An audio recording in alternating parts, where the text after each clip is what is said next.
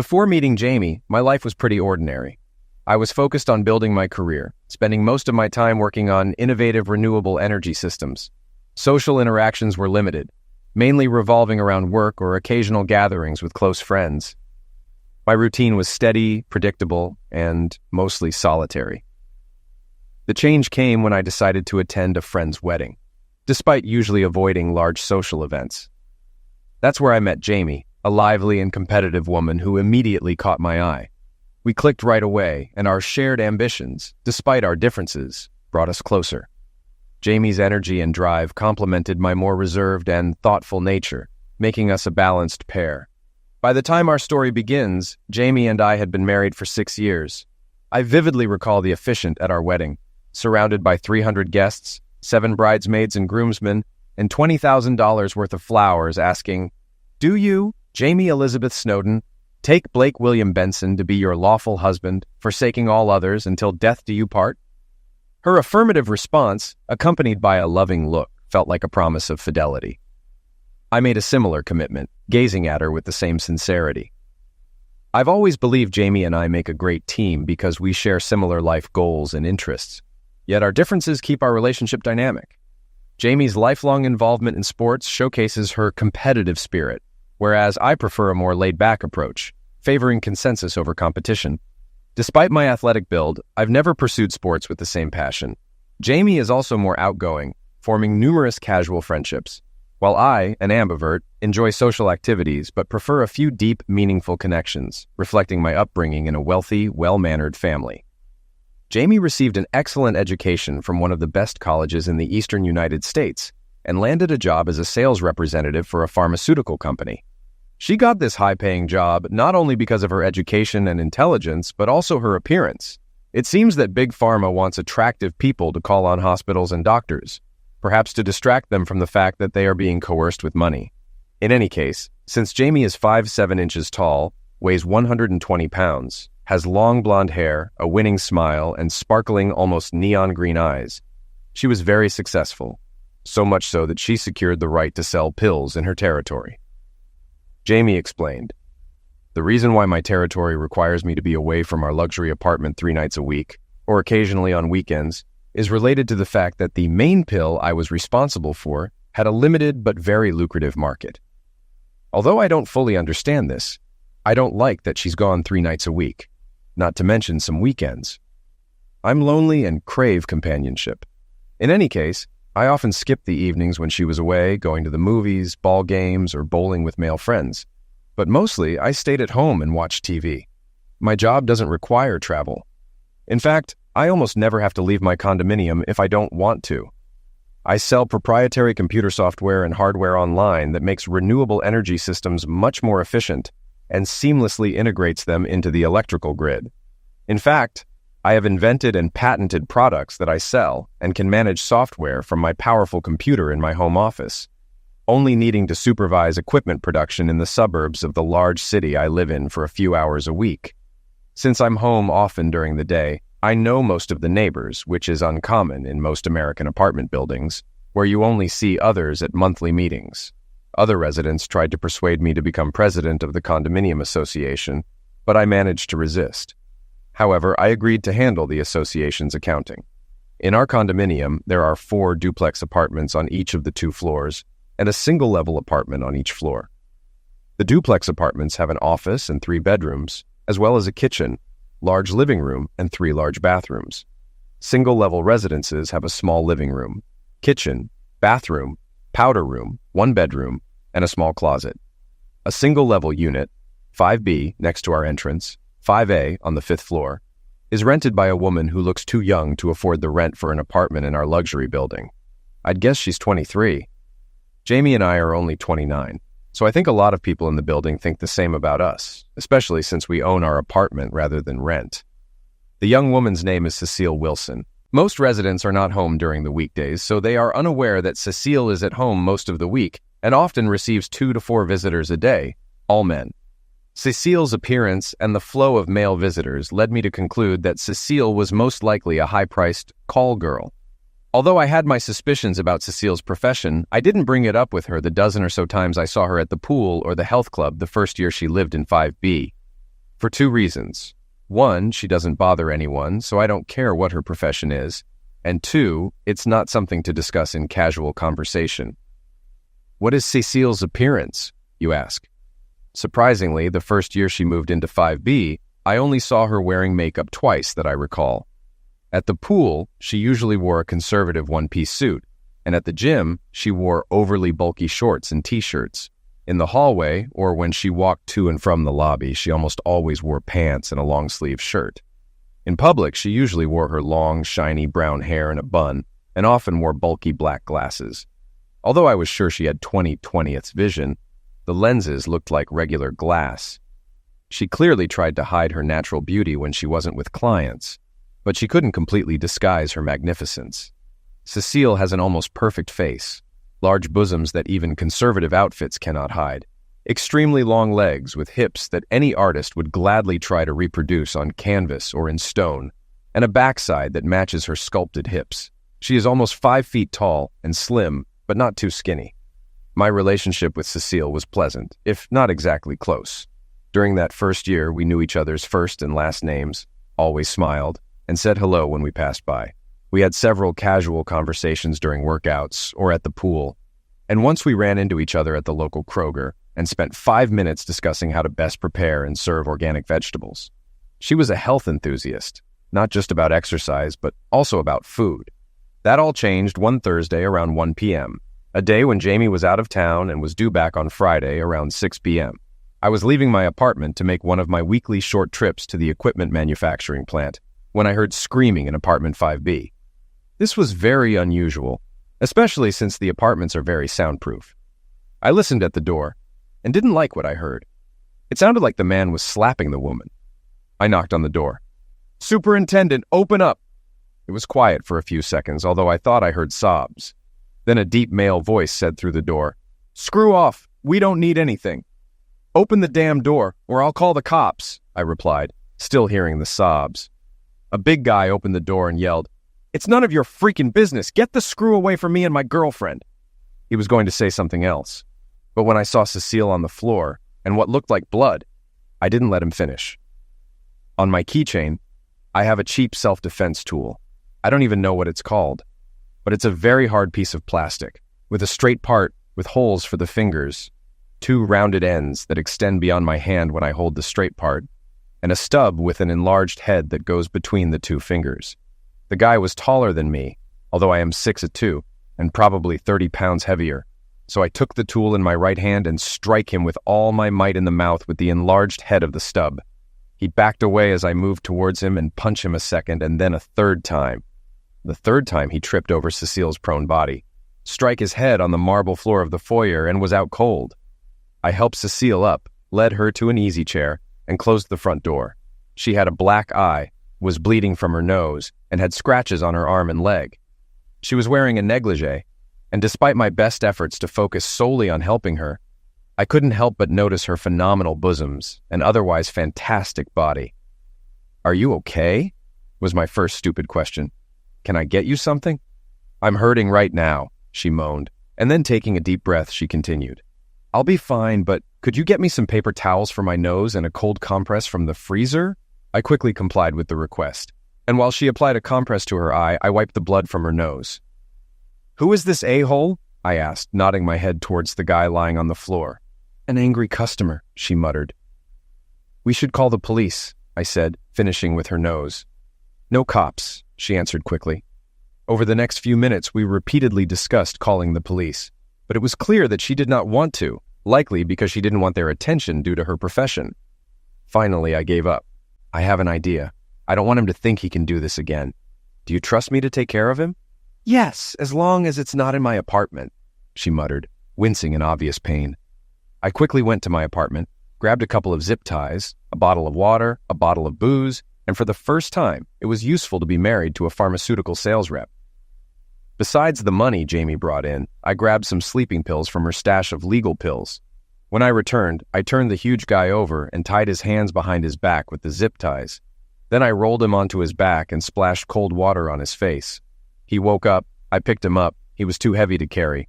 I took the keys out of his pants and led him downstairs. I asked him to point out his car, sat him in the driver's seat, and convinced him that the pills were painkillers that would make him feel better. I helped him take the pills with water and then talked to him, trying my best to convince him never to come to our building again until the pills took effect and he was already on his way to La La Land. I poured booze into his mouth. He passed out, and I cut the ties, put them in my pocket, started his car, and locked it. I then called emergency to report a drunk sitting in a stopped car in our parking lot. I didn't wait for the police to arrive, but went back up to Cecile. Cecile's door was still partially open, so I knocked and opened it further. "Cecile, this is Blake. Can I come in and see how you are?" I heard her mutter. "Of course. Come in now." She was sitting on the couch, wearing a sweatshirt and sweatpants over her negligee, her head thrown back with one compress on her nose and another on her eye. "Let me take a look," I said when I was next to her. Then I carefully removed her hand and the compress from her eye. It didn't look very good. "I think you should let me take you to the emergency room," I said sternly. She began to protest, but I said in an even more stern voice, "Cecile, I'm not a doctor, but your eye needs to be examined. I'm taking you to the emergency room, and you have no choice. Where are your shoes and purse?" She obediently pointed them out to me. I put her shoes on her feet. "Damn, even her legs are great," flashed through my head when I did this, and we walked slowly. When we got down to the building, I led her away from the police. They had smashed the front passenger side window, turned off the car, pulled the guy out, and loaded him into the van just as the tow truck pulled up. On the way to the hospital, I called my production team and said that I would be late. I helped Cecile register at the hospital, confirmed that she had health insurance, and then gave her my business card, which included my cell phone number. "Call me when you're done. I'll pick you up and take you home," I told her, handing her the card. "You've already done too much." "You don't," she began to say when I interrupted her. I carefully placed the card in her hand. "No, listen, call me. You may need to stop by to pick up your medication. Call me and I'll be here in 10 minutes. "I have no urgent business today," I said. "Okay, thank you," she said, trying her best to smile weakly. Then I patted her on the head and left. I was just finishing work at production when my cell phone rang. "Hey, Blake, this is Cecile," came a relatively strong voice on the other end, stronger than when I dropped her off. "Are you ready to leave?" I asked. "Well, yes, but I can hail a taxi if you're busy," she continued. "I'm not busy," I answered cheerfully. "I'll be there in 15 minutes. The traffic is a little worse than usual. Just wait in the emergency room and I'll come pick you up, okay?" "Thank you," she replied quickly. When I picked her up, she had a bandage over her eye and cotton in her nose. We stopped at the pharmacy to buy her pain pills and ointment. And then I brought her back to the apartment. "How about I bring you something to eat for dinner?" I said as she sat down on the sofa. "You don't have to." "I want to," I interrupted her again. "I'll eat alone if I don't. How about chicken fingers and fresh vegetables?" I saw her hesitate, and then remembering our discussion at Kroger, I added with a big smile, "Everything is organic." She laughed as much as she could. "What if I come with the food already prepared at 6 o'clock? Does that sound good to you?" She smiled faintly.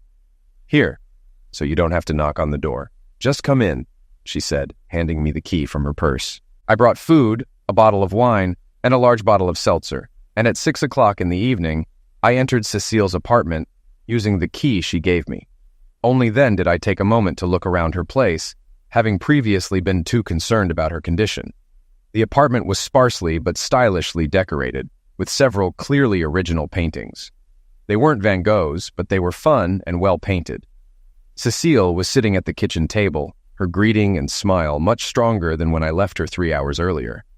While we ate, we chatted about nothing in particular. "I can't drink wine with the painkillers I'm taking," she said as I poured her a glass. I stopped pouring. "Sorry, I didn't think about that." "It's not allowed, but I need a couple of glasses." She grinned, nodding for me to pour more, which I did.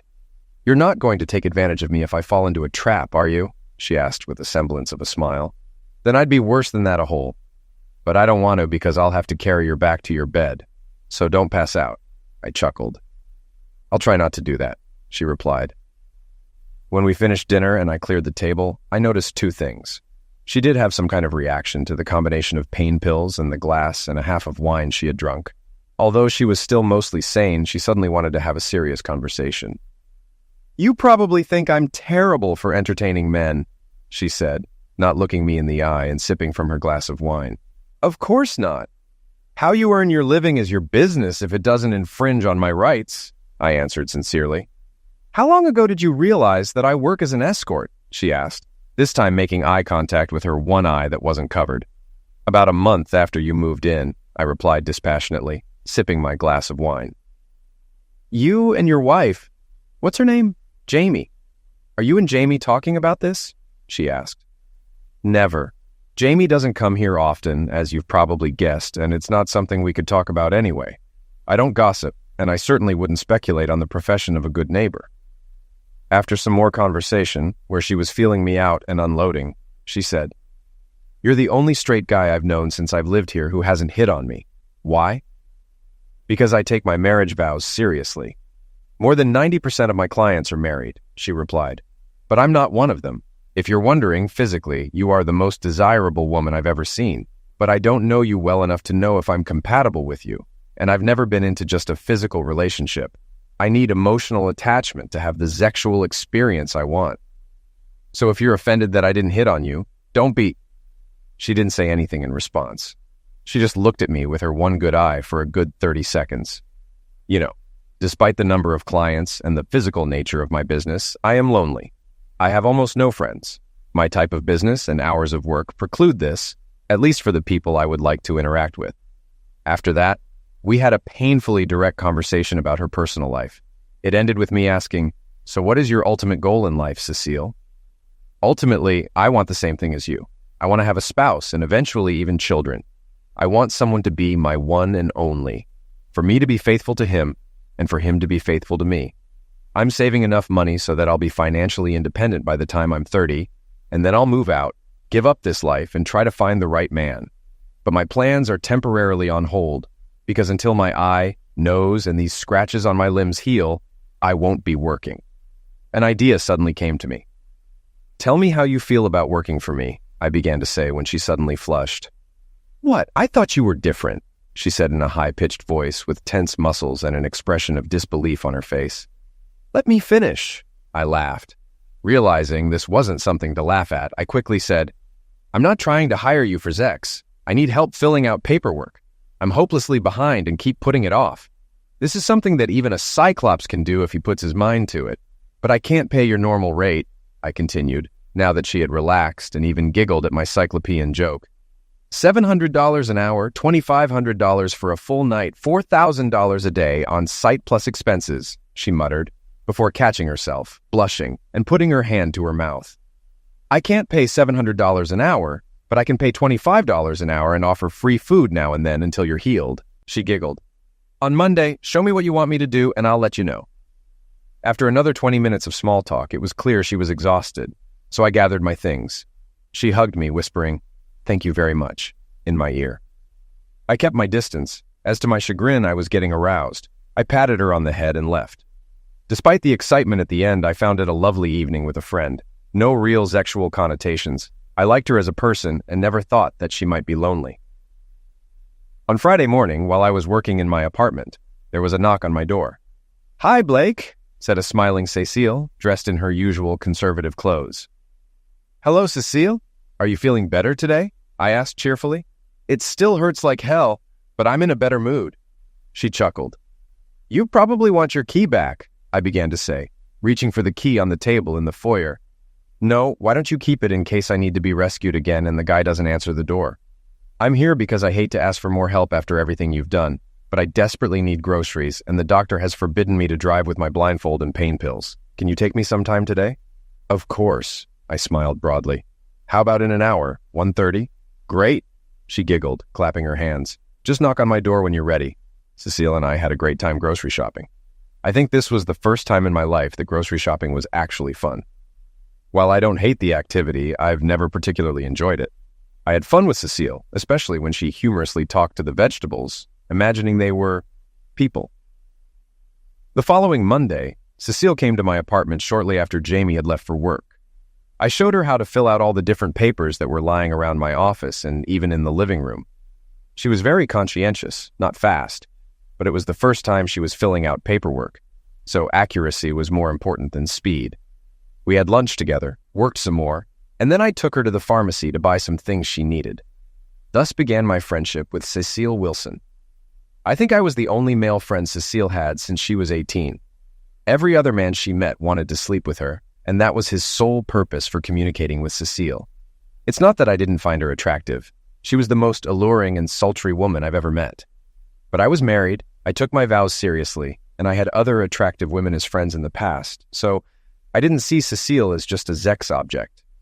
With Cecile around, the nights and weekends when Jamie was out of town were no longer lonely.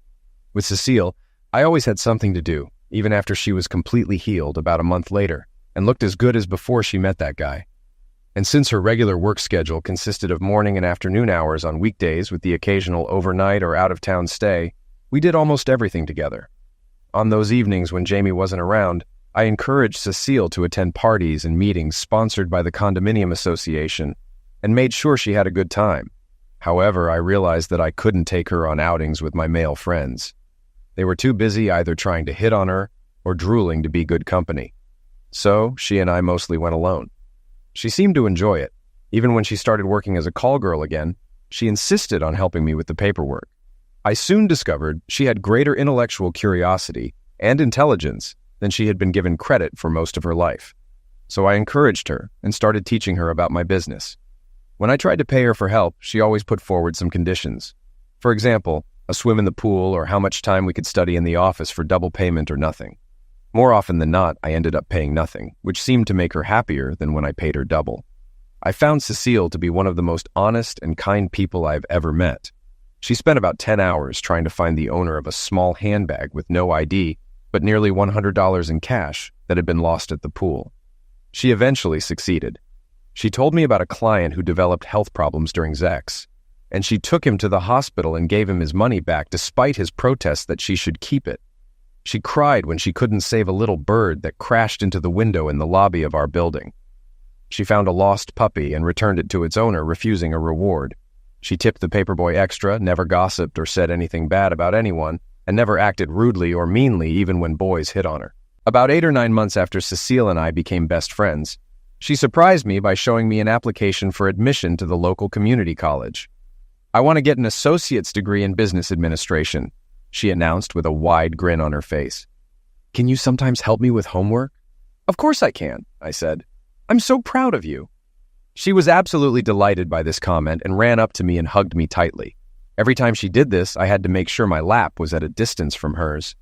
But I'm afraid this time she hugged me so long and tightly that she must have known about my arousal. But neither of us paid any attention to it. I was pleasantly surprised that as Jamie learned more about my friendship with Cecile, she didn't become jealous. I think this was due to several factors.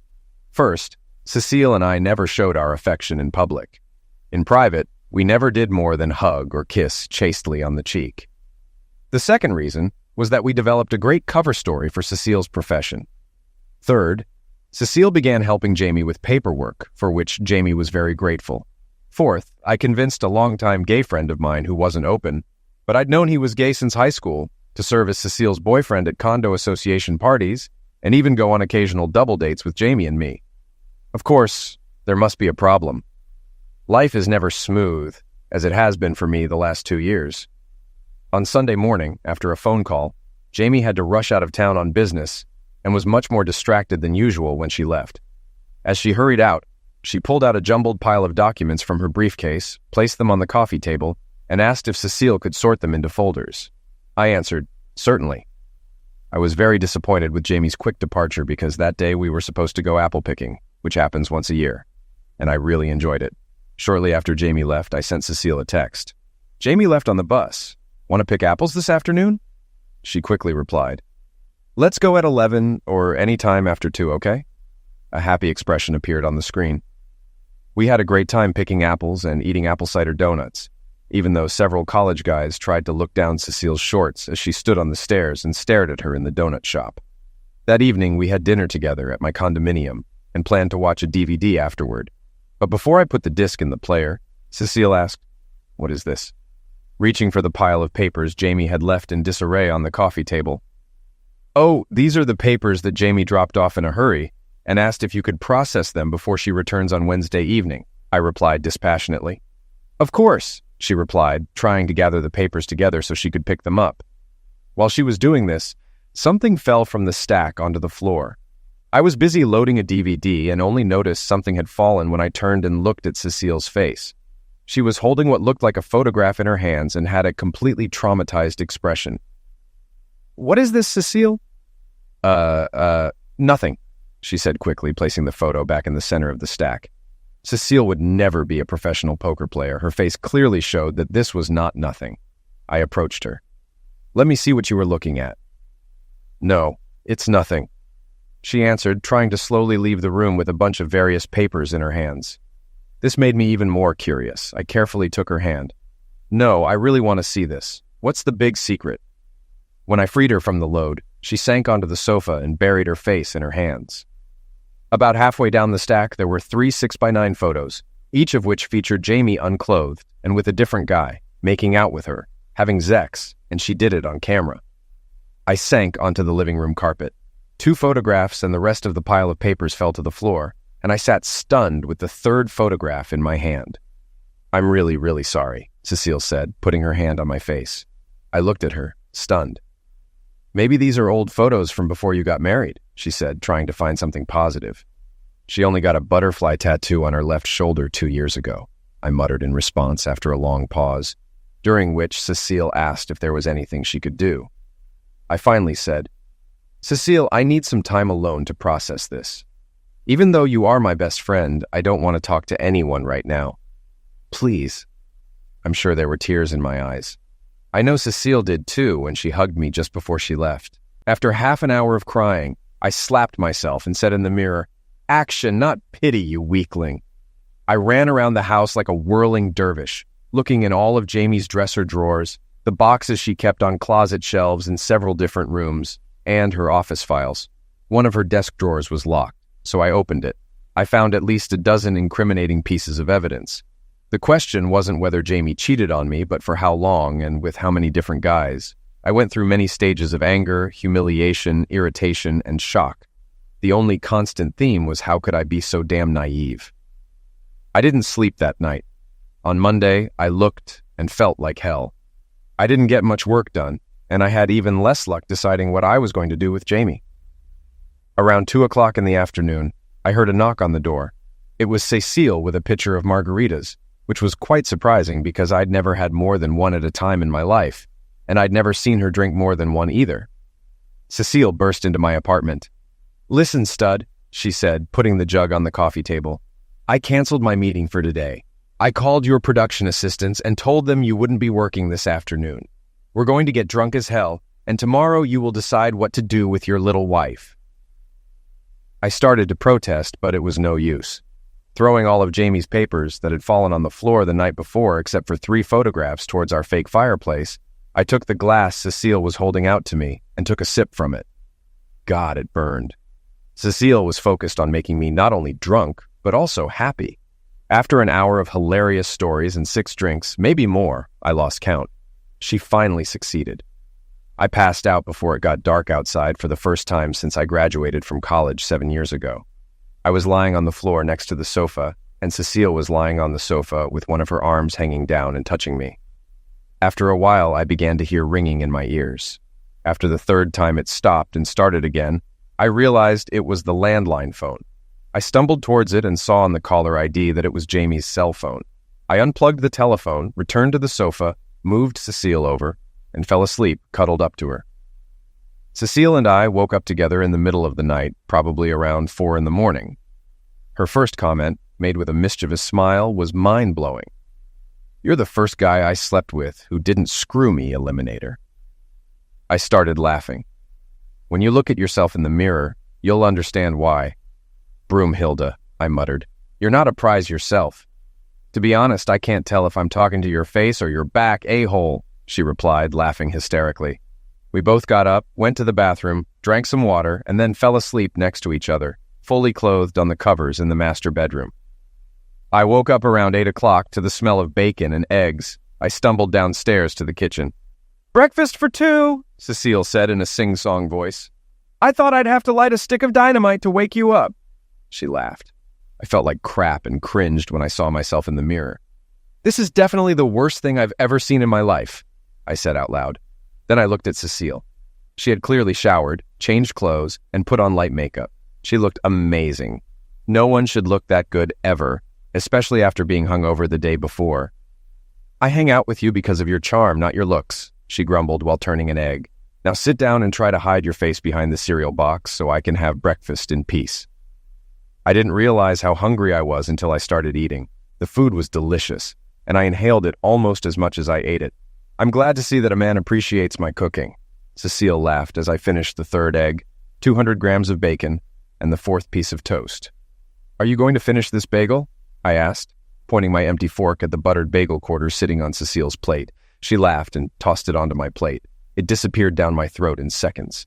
After Cecile put away the dishes and loaded the dishwasher, she took my head in her hands and looked me straight in the eyes. "I'm busy today and have an overnight stay, but I'll be here tomorrow afternoon. Let me know if there's anything I can do. But you have some real decisions to make. And before you do anything hasty, you need to talk to Jamie in person. Do you hear?" "Okay," I muttered, nodding my head several times to emphasize the point. Cecile kissed me chastely on the lips. For the first time, she kissed my lips. You're disgusting," she giggled. "Shave, shower, and brush your teeth before you do anything else." I laughed, nodded, and she left. By the end of the day on Tuesday, I had sobered up, cleaned the apartment, photographed all the evidence, or saved it digitally onto a flash drive. I didn't talk to anyone except my software assistant and my production foreman. My cell phone was full of messages, mostly from Jamie, but also from her parents, and even mine. I didn't want to talk to her, and it was just fine that my inbox was full and my landline was disconnected. I had pretty much decided what to do, but was still working out the details when Jamie burst into the apartment frantically on Wednesday morning, 12 hours before she was due to arrive. I saw it was her and turned away. "Blake, I was so worried," she said with genuine concern in her voice. "You weren't answering your calls, and I was sure something had happened. What the hell could be wrong? My dear faithful wife?" I chuckled with as much sarcasm as I could muster. She turned white and raised her hand to her mouth. Her eyes fell on the papers she had left on the coffee table, now in a neat stack. She began to tremble. "Let me show you my little pile of treats," I said with the same sarcasm, taking her hand and leading her to the evidence laid out on the kitchen table. "Maybe you can explain this crap," I barked. After several deep, choking sobs, she began to babble. "Blake, I love you. It didn't mean anything. I got so competitive and wanted to be #1 in sales. I just made a few business deals. I'll stop, I promise. We have to get through this. You are the only one for me. I will get pregnant and we can start a family," etc., etc., etc. Finally, I snapped. I walked into the master bedroom, grabbed all of her clothes from the closet and dresser drawers, not caring what state I left them in, and threw them all into the guest room. Some things fell on the bed, most on the floor. Jamie stood in the hallway sobbing and then fell to her knees. When I was done, I went into the kitchen, found the lock I had bought the day before at the hardware store, and installed it on the master bedroom door while she continued to sob and repeat, "No, no, no." Once the bedroom and my office, which already had a decent lock, were secured, I left. First, I went to my production site, then to lunch, and then to the cinema. I returned to the apartment around 11 in the evening. Jamie was sitting on the sofa in the living room. She looked terrible. Her mother and sister were there. "Why are you here, Candace?" I asked irritably, looking at my mother-in-law. To me, she was a typical condescending rich witch. I always tried to be friendly to maintain some semblance of peace between us. "No more, Blake," she said, clearly taken aback by my attitude. "Jamie's sister Sherry and I want to offer any help we can to help you get over Jamie's mistake." "A mistake?" I laughed. "Is that what you call it? Did you show your mom the photos, honey?" I asked Jamie sarcastically. She lowered her eyes, avoiding eye contact. "You know what you can do, Candace? Make Jamie screw those 34 other guys she had sex with, and then we can talk." I went into my bedroom and locked the door. Surprisingly, I slept well that night. When I got up the next morning, Jamie was gone. There was a simple note. "I've decided to go see Mom and Dad until you calm down and we can talk some more. Don't throw away our future, Blake. We can get through this. Love, Jamie." On Monday morning at her parents' house, Jamie was handed divorce papers. There were 2 sets. The first proposed divorce by mutual consent, dividing property 50/50ths due to irreconcilable differences. The second asked for a divorce on the grounds of infidelity, accompanied by 5 pieces of evidence that left no doubt. My simple note read, "I haven't filed any of these yet. Take your pick. I need to hear from you by 9 a.m. tomorrow. If I don't hear from you by then, I'll submit application number 2. Have a nice life. On Monday evening, around 6 o'clock, there was a knock on my apartment door. It was Cecile. "Let's go eat pizza. My treat," she said with a wide smile. "I don't," I began to say, but she immediately cut me off. "You don't have a single excuse not to go. Let's go." "Okay," I said. "I need my wallet," as I started to walk back to the apartment. "No, you don't. I'm treating you. You only need the keys." She smiled, took my hand, and pulled me out of the apartment, picking up the keys from the table near the door and handing them to me. We ate at our favorite pizzeria with all organic ingredients, of course. Cecile tried to be as cheerful as possible, which helped a little, although I was still sullen compared to my usual demeanor when I was full. Since we were in a secluded part of the restaurant, she took my hand and asked, "Have you decided what you will do?" "Yes, I sent her 2 sets of divorce papers today, one conciliatory, the other hostile, and told her it was her choice. I'll serve one of them tomorrow morning." "No chance of reconciliation?" I thought long and hard about this. I just can't forgive or forget. Loyalty is very important to me, and it's obvious she doesn't care about that. I don't even intend to talk to her anymore. Cecile continued to look between my hand and my eyes. Finally, she spoke. "When your divorce is final, I want to get you first." "What?" I asked, sure that I had not heard her correctly. "You're my best friend. Plus, I'm in love with you. As soon as we go on our first date, I'll quit my current job. I'm confident I can find another job, and I don't care if it doesn't pay a penny. I have enough savings to last until I get you, and I will if you give me a chance." I was stunned. I had no idea that Cecile was actually in love with me. She interpreted my silence as restraint rather than shock. I wondered how she didn't realize that not only would I give her a chance, but I would fall madly in love with the goddess who was already my best friend. Just the thought of sex with this incredible woman suddenly made not only my manhood tremble, but my whole body.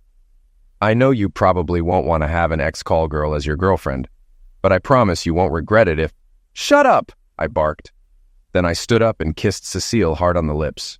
After a couple of seconds, she understood. She rose from her seat, and we kissed passionately across the table. When we finally parted, I sat back down. "If you're crazy enough to be in love with me, let me tell you my plan. We keep our relationship as is until 2 weeks before my divorce is final. At that point, you quit your job, I sell my condo, and you break your lease. The day the divorce is final, we go to a resort for a week, and if after that you still want a relationship, we move to another part of the country, rent an apartment together, and if you're still crazy enough to want me, we get married." Cecile put her hands to her mouth and began to cry. We held hands as we walked back to our apartments. I had never felt so alive, and Cecile was practically glowing with delight. We kissed passionately, and I didn't care that my hardness was pressing against her before she went into 5B and I into 5A. We looked at each other with big smiles until the doors closed. That night, I knew I wanted our plan to work more than anything else I had ever wanted in my life. However, I expected complications, and the first one came when Jamie's father, James, called at 7:50 a.m. Hearing his voice made me tense. "Hello, Blake. This is James Snowden. I was hoping I could get Jamie an hour off your 9 o'clock deadline so we could meet. The meeting won't change anything, James. Blake, you have nothing to lose. If after an hour-long meeting with me, you still want a divorce, I guarantee that Jamie will choose the irreconcilable differences option, and things will move forward quickly. Please, you owe me this." I didn't owe him a damn thing, but considering how I wanted my relationship with Cecile to develop, speed was crucial. "Okay, when will we meet? I can be there in half an hour." "See you then," I said, hanging up. The meeting with James was useless, except to confirm that he had no idea what I was really like. He tried to convince me of how economically beneficial it would be to stay married to Jamie and how rich I would end up being. He did everything he could to keep me married. He even offered me $2 million in cash and promised that Jamie would sign a postnuptial agreement, guaranteeing me another $2 million if she ever cheated again. "Sorry, James. You did everything you could for your little girl, but there will be no deal. I'm still trying to understand why she wants to stay married. I would assume she'd be happy if I didn't get in her way. Cheating wasn't her style, Blake. She just lost focus on what was important. Sorry, I won't do that. Don't forget to ask her to deliver the signed papers to my lawyer this morning." James looked sad when he left, perhaps not because he was getting rid of me, but because his little girl had to go to a psychiatrist. Finally, the day came. The divorce was final. Both Cecile and I moved out of our apartments after 10 days. I sold my apartment and all the furniture in it, except the computer equipment Jamie didn't need, and Cecile's 30-day lease was up, so she sold her furniture too. I almost completely completed the sale of my business's hardware to my employees. Jamie did not appear in court, only her lawyer for the final hearing. I showed up only because I wanted to get my hands on a copy of the resolution immediately.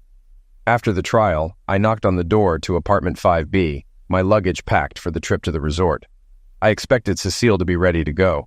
She was indeed ready, but not for the trip. She was unclothed, except for her high heels and ankle bracelet. "We have time to get to know each other better before we go to the resort. Besides, I don't think you can handle a 2-hour drive," she giggled, pointing at my hardness. Cecile dragged me by my tie into her apartment. Since her bed had already been taken by her customer, the couch cushions lay on the living room floor. While we were kissing passionately, she unbuttoned all my clothes, took off my shirt, pulled down my boxers, and worked on my hardness. Meanwhile, I enjoyed massaging her large, perfectly shaped bosoms. Then I took off my shoes, got out of my pants and boxers, and without taking off my socks, began to work on her honeypot. It tasted and felt even better than it looked. She climaxed after a while, and I was still caressing her body. She muttered, "Now make love to me." As I took her, she kissed me, wrapping her magnificent thighs around me. And then something unique happened. She began to contract her pelvic muscles powerfully. As a result, I quickly reached the climax. A few seconds later, her muscles tightened even more, and we both screamed and shook. I don't know if I lost consciousness, but I was definitely delirious. Cecile held me tightly. Finally, I came to my senses completely, rolled onto my side, and felt a delicious impulse in my spine as my hardness left what was now its favorite place in the world. I looked up into her face. She smiled widely. "Those were the first 2 real climaxes I've had since I can remember," she chirped, still grinning. "Do you know why?" "Because I'm such a wonderful sex god," I laughed in response. "You would," she giggled, and then became serious. "I reached fantastic climaxes because we made love. We didn't just screw. I really love you, Blake. And I love you very much too, Cecile. Even before you just rocked my world with Zex that was so much better than anything I'd ever experienced before. It felt like something else entirely." She kissed me deeply. Having rested a little, we played the second round. After mutual caresses, we had Zex. Actually, we made love again, because that's what it really was. Finally, we got dressed. I loaded our suitcases into the car, and we drove off. On the way to the resort, Cecile snuggled up to me until we had driven for about an hour. Then she pulled away. "Blake, I have 4 things to tell you. I have to do this now before we continue. Ready?" "Ready," I smiled. "First of all, my name is not Cecile Wilson. I'm Barbara Godden, Babs for short. I have a full set of fake IDs, good enough to sign a lease and buy a car. If things work out between us, I intend to completely rid myself of my old identity and cut off all contact with my 4 years as an escort." "Wow. You could work for the CIA," I whistled. "You are very good at hiding your identity. Should I call you Babs now?" "Don't call me Babs until you're ready to put a ring on it, as Beyoncé sings," she chuckled. "Okay, Cecile, what's the next revelation?" "I stopped working as an escort the day I told you I loved you, and I accelerated through a community college program. I finished my freshman year and have 3 credits for my sophomore year." "This is fantastic," I answered sincerely, and not just for one reason. "You are full of surprises. Not finished yet?" she grinned. "Thirdly, I came up with a new concept for an online business that I would like to open. I'll suggest this idea to you after our visit to the resort, and if you like it, we can work 50-50ths. I can't wait to hear about it," I smiled. "Finally?" "Fourthly, and this is the only thing that makes me tense," she sighed and seemed to blush. "If you have questions about my work as an escort, you should ask them this week, and I will answer them honestly. After this week, I don't even want to think about it anymore, and any mention of it will make me very angry. So if you have questions, ask them this week." It was obvious that the topic made her nervous. Since I had long ago decided that I didn't care about her past profession, although I'd be lying if I didn't admit that I was very glad she stopped working as an escort over 2 months ago, I had nothing else to think about. I wanted to ask her, but I couldn't leave her hanging. So I came up with what I thought was a clever answer. After an appropriately long pause, I said, "I really only have one question, and I'll leave it at that." She looked at me expectantly. "You said you charged $700 an hour, right?" Yes, she answered hesitantly. Now that I've made love to you, I wonder why you charge so little. You should have charged 100 times more. She smiled widely, kissed my cheek, and then rested her head on my shoulder. That was the last time we talked about this. Our stay at the resort was phenomenal. I'm sure no one had a better honeymoon, although technically we didn't have a honeymoon. For me, it was all kinds of fun like snorkeling, swimming, jet skiing, hiking, playing beach volleyball, archery, drinking with my best friend, and then dancing, hugging, and kissing a goddess. That's not even counting the Zex, which was truly otherworldly. The only problem I had after 7 days was that my man's tool and tongue were so sore it hurt. But it was a contented and satisfied pain because I was the happiest I had ever been.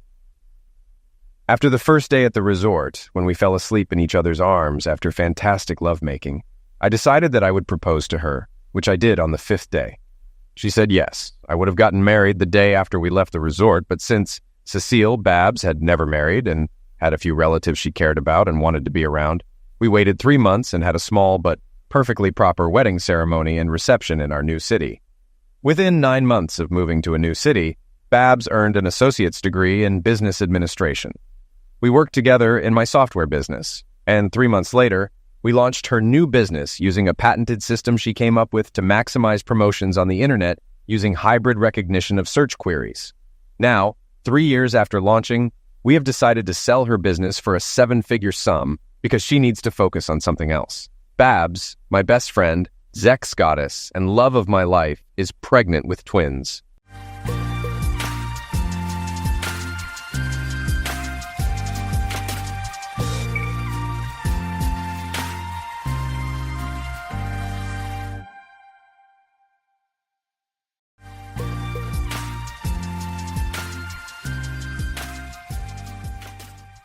I never had a fondness for playing cards. During college, some pals attempted to school me in poker, but I could never grasp it. Consequently, I never bothered to learn the hierarchy of hands or the ins and outs of Texas Hold'em or whatever it's called there. It simply didn't pique my interest. Fed up with constantly losing money to my cutthroat buddies, I gave up playing altogether. In contrast, my wife Kathy adored poker and excelled at it. She participated in local tournaments with success, though she mostly played with her regular circle of friends. They convened once or twice monthly at Larry and Sandy's suburban townhouse.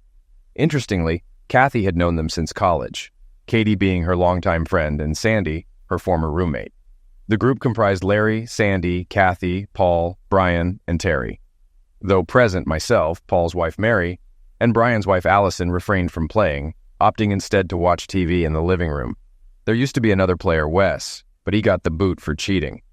While I didn't object to Kathy's involvement, it was her crowd, not mine. Mary and Allison were fine, and we were even growing close. However, the others were, at best, tolerable.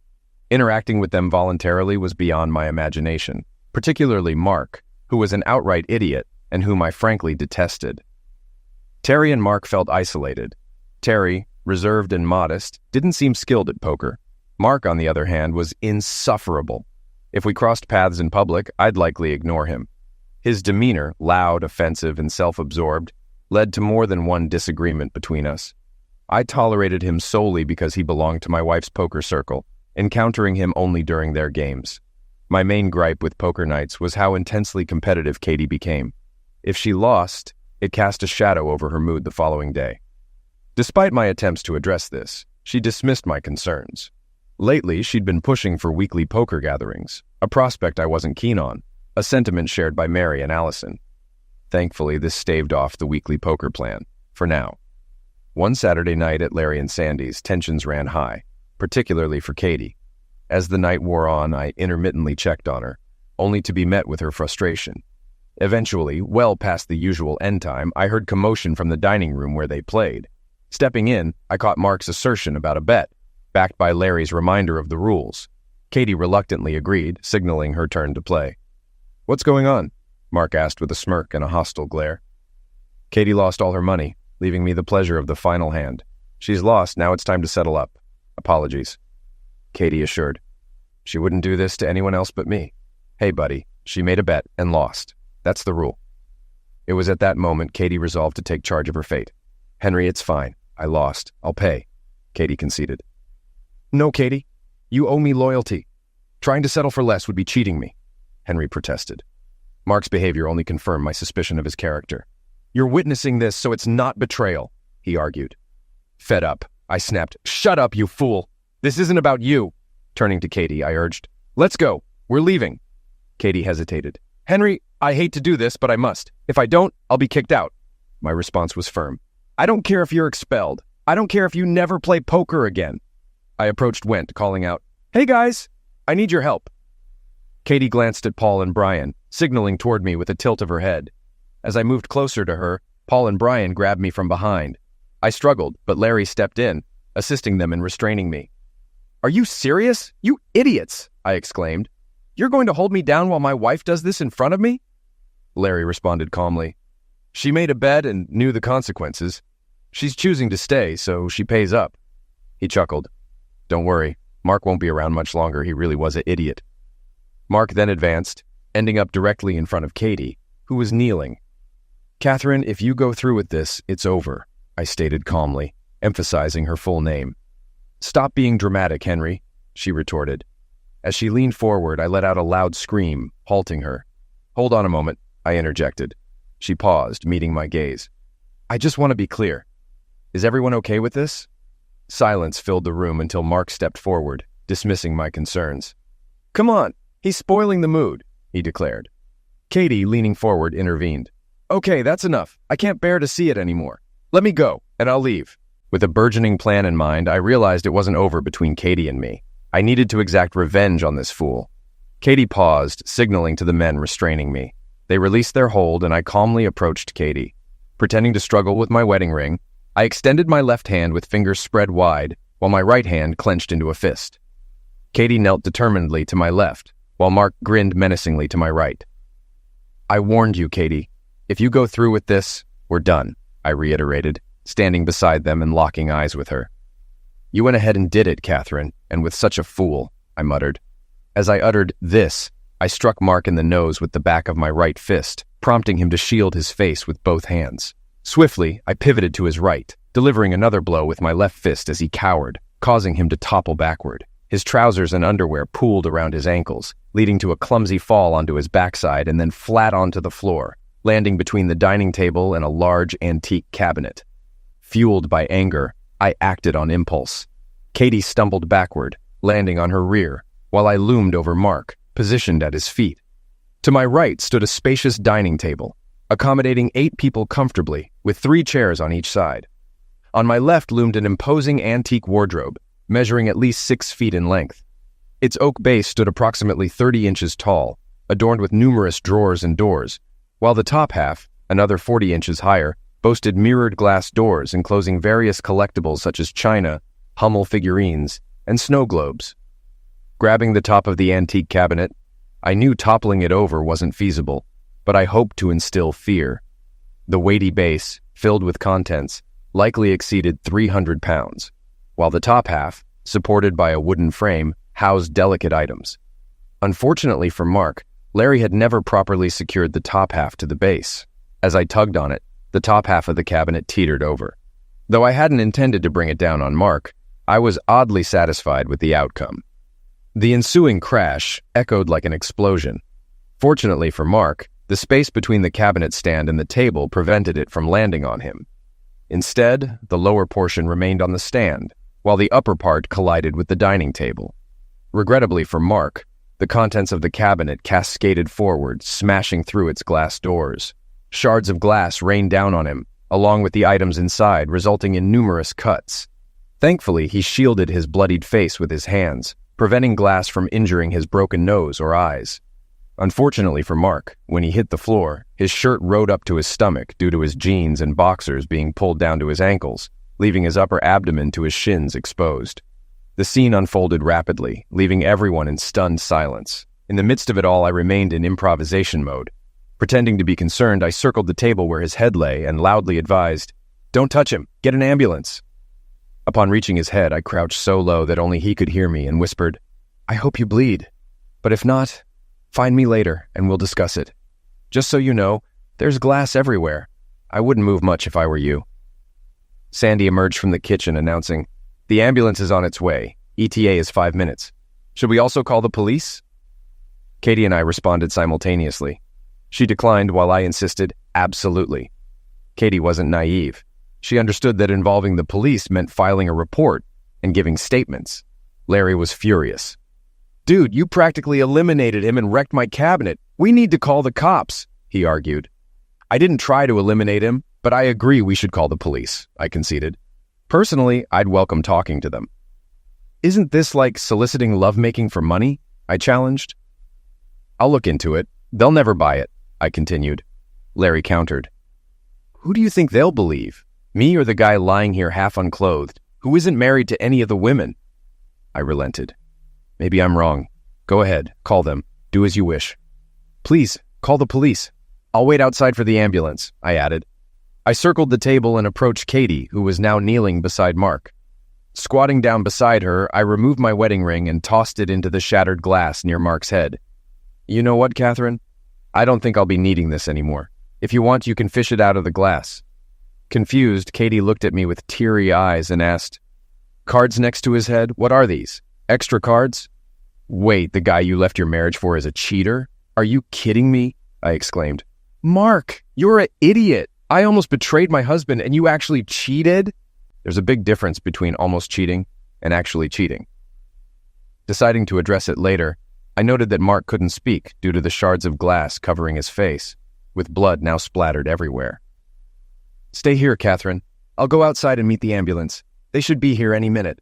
I'll inform you when they arrive. I exited through the front door, hopped into my car, and drove off. 2 blocks down, I encountered an ambulance cruising slowly, scanning house numbers with its spotlight. Passing by, I continued on my way home. Upon arrival, I entered the house and commenced packing, anticipating the imminent arrival of the police. Gathering a small suitcase and a couple of duffel bags, I hastily tossed in essentials. Over the next few days, I completed my packing. Just as I was zipping up my suitcase, I heard Katie enter the front door, calling out, Henry, where are you? Ignoring her, I proceeded to leave the bedroom with my bags. Oh, there you are, she exclaimed upon spotting me. Henry, what are you doing? You don't have to leave, she pleaded. God, you know. Uh-oh, I began, addressing Mark. I know what you did to me, Mark. What about Larry and Brian? Or do you only target married men? And you chose to kneel down instead of settling in cash. By the way, what was the bet? Katie interjected. Henry, stop it. Mark was the only exception, regardless of the stakes. It was a matter of principle. I didn't intend to have lovemaking with him. Plus, you intervened. Did I stop you? You were already getting down to business, she retorted, deflecting the question. I managed to prevent them from involving the police and retrieved your ring from the shattered glass. I've said it before, I don't care. They should call the cops. Heck, I could have eliminated him. Maybe I should confess to the police, I pondered aloud. No, Henry, that's a bad idea, she cautioned. We'll cover the damages ourselves. Screw them. I won't give them a cent. When's your next poker night? I inquired. Not for a couple of weeks. Mark won't be invited back, so don't worry. We'll have time to recover, she assured. Henry, where are you going? She called out as I headed towards the door. By the time she finished speaking, I was already outside. Climbing into my car, I drove off while she stood at the front door shouting after me. Ignoring her, I drove several miles until I found a motel and booked a room for the night. I switched off my phone and spent the night staring at the ceiling. Eventually, I drifted off to sleep around 5 in the morning, awakening at 10. After showering, I paid for my stay until Wednesday at the front desk. Upon turning my phone back on, I found a dozen missed calls from Katie, along with another dozen from Allison and Mary. There were numerous messages from Katie explaining her actions and insisting it meant nothing to us. Despite regretting what happened, she tried to rationalize it, claiming it was merely a bet. I responded with a single text, suggesting she forward all her messages to her mother to gauge her perception of the situation. Then I turned off my phone again. I spent 2 hours on a park bench, followed by an hour wandering around the mall, and another hour on a different park bench. Later, I visited the supermarket and stocked up on junk food before returning to my motel room, spending the remainder of the night indulging in snacks and researching scams online. Exhausted by 10 o'clock, I drifted off to sleep. Monday morning, I attempted to focus on work, but my boss noticed my distraction and inquired about the issue. When I explained my family troubles, he suggested I take a few days off. He advised me to call on Wednesday to confirm if I needed additional time off for the rest of the week. As it was time to leave anyway, I decided to stop by the local bar and grill for a couple of beers and some better food than what I had purchased at the supermarket. Not wanting to engage with anyone, I retreated to the back of the restaurant and settled into a booth, regardless of my preference. Suddenly, two figures approached, neither of them the waitress. "Hey, Henry, mind if Allison and I join you?" one of them asked. I disregarded their presence and took a sip of ice water. "Are you mad at us too? What did we do?" they inquired. "Nothing. You two did absolutely nothing," I replied calmly. Mary and Allison slid into the booth across from me, with Allison speaking next. "Henry, if Mary and I didn't do anything, why are you upset with us? I know you're not keen on people playing poker with Katie, but I thought we were friends," she expressed. "I thought so too, but you didn't do anything. Seriously, you're both asking me this," I retorted sharply, keeping my voice level. "You stood by as your husband restrained me while my wife attended to another man without my consent, and you remained silent." The two of them sat in silence. "What kind of friends are you?" At one point, I looked around, pleading for someone to intervene, and you two said nothing. "I didn't think she'd actually do it," Mary confessed.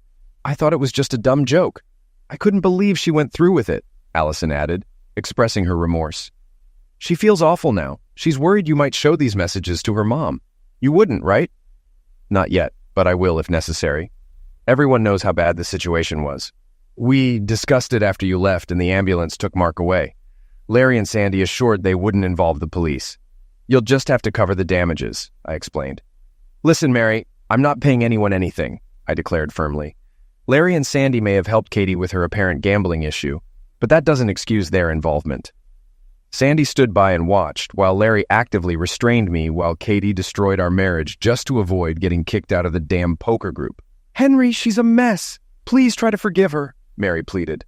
"I'm not sure she even wants forgiveness.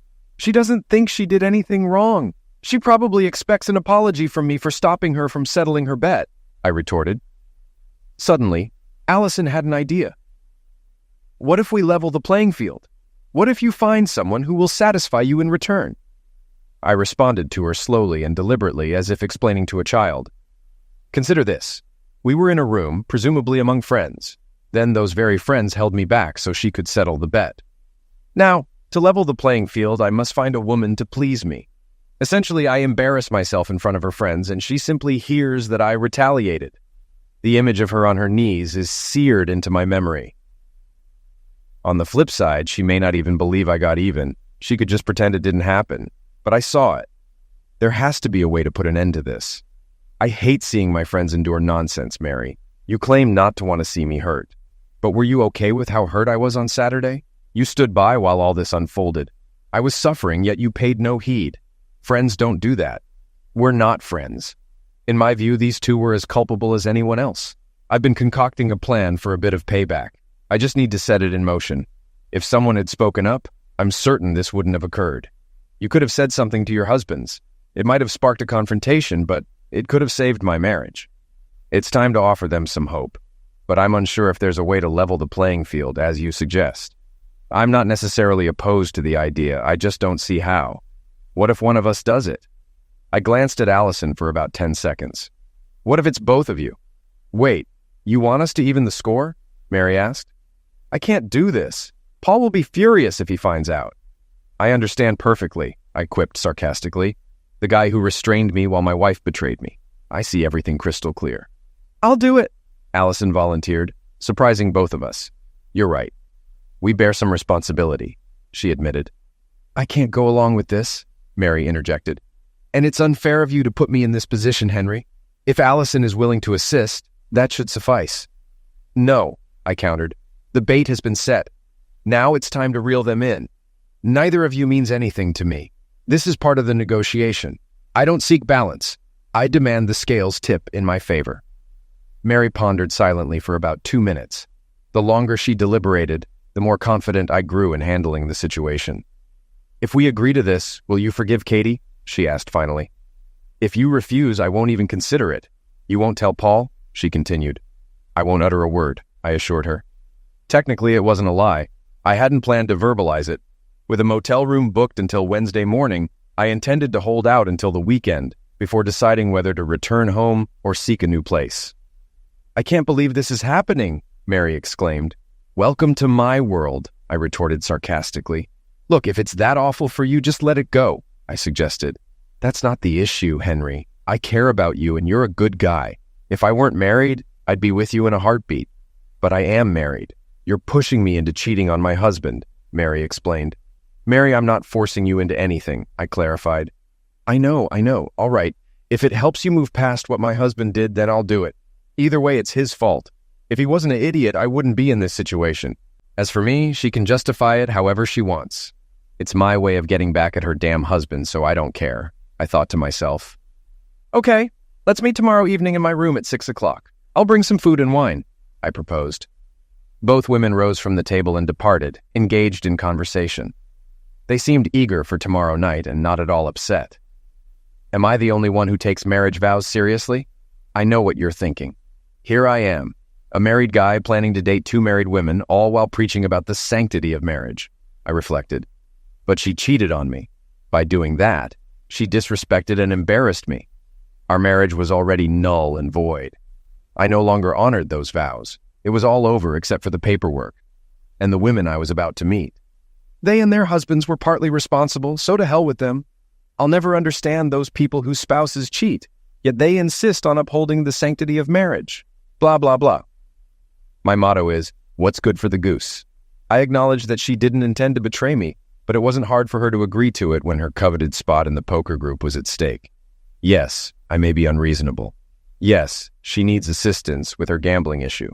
However, she may not seek help until she hits rock bottom. Maybe divorce is that rock bottom.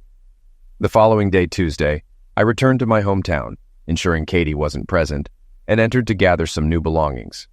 It was tough walking through my house, seeing remnants of my life everywhere, knowing it would never be the same. Each time sentimentality crept in, I envisioned her kneeling in front of Mark. The anger remained potent, so I opted not to take anything that might remind me of her. I grabbed some electronics, my laptop, iPad, camera, along with basic tools and clothing. I resolved to start apartment hunting after leaving and return later for the remaining items. I didn't need much. Departing the house, I scouted for apartments and found an affordable furnished one-bedroom unit available for monthly rent. I could move in any time after Saturday. After finalizing the lease, I went for lunch and prepared to meet the girls. At Best Buy, I purchased an Apple SD card reader and a dozen SD cards. I also acquired the cheapest wireless color printer they had. Then I visited a liquor store and picked up a couple of bottles of wine I knew Mary and Allison favored. I returned to the motel room and arranged my belongings to create a cluttered appearance, strategically placing the 35mm camera for an unobstructed view of the bed. Due to the room's disarray, the camera remained inconspicuous. Around 5:30, I ordered appetizers from a nearby restaurant, which arrived just before 6. At 6:15, a gentle knock sounded on the door. Peering through the peephole, I ensured it was the women and not irate husbands.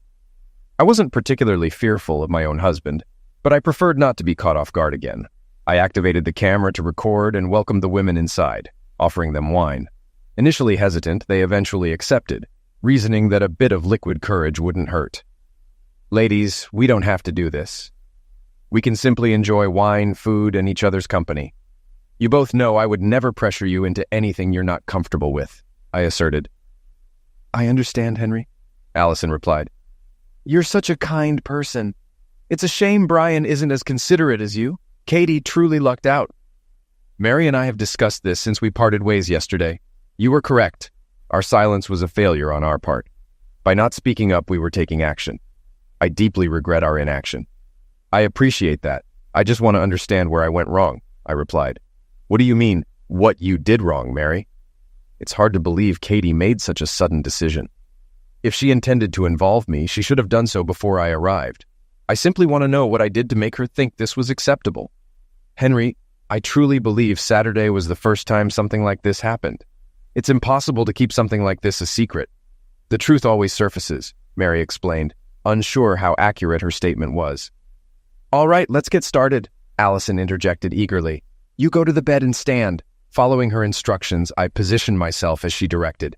I'll undress you now. Stay still. No hands. I want to do this myself. Meanwhile, Mary settled into the office chair by the desk, wearing a broad smile. It made me wonder if these two had experience with such encounters. Mary positioned herself perfectly to record everything on video.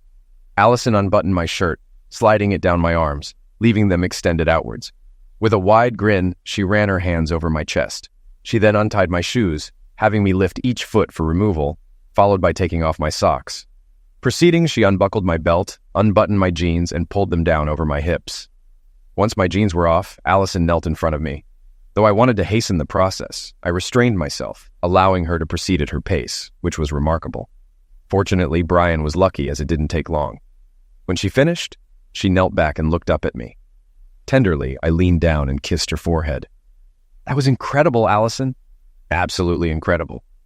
"Mary, I'll need a moment to recharge the batteries," I quipped. We settled down, indulging in some of the food and wine we had brought along.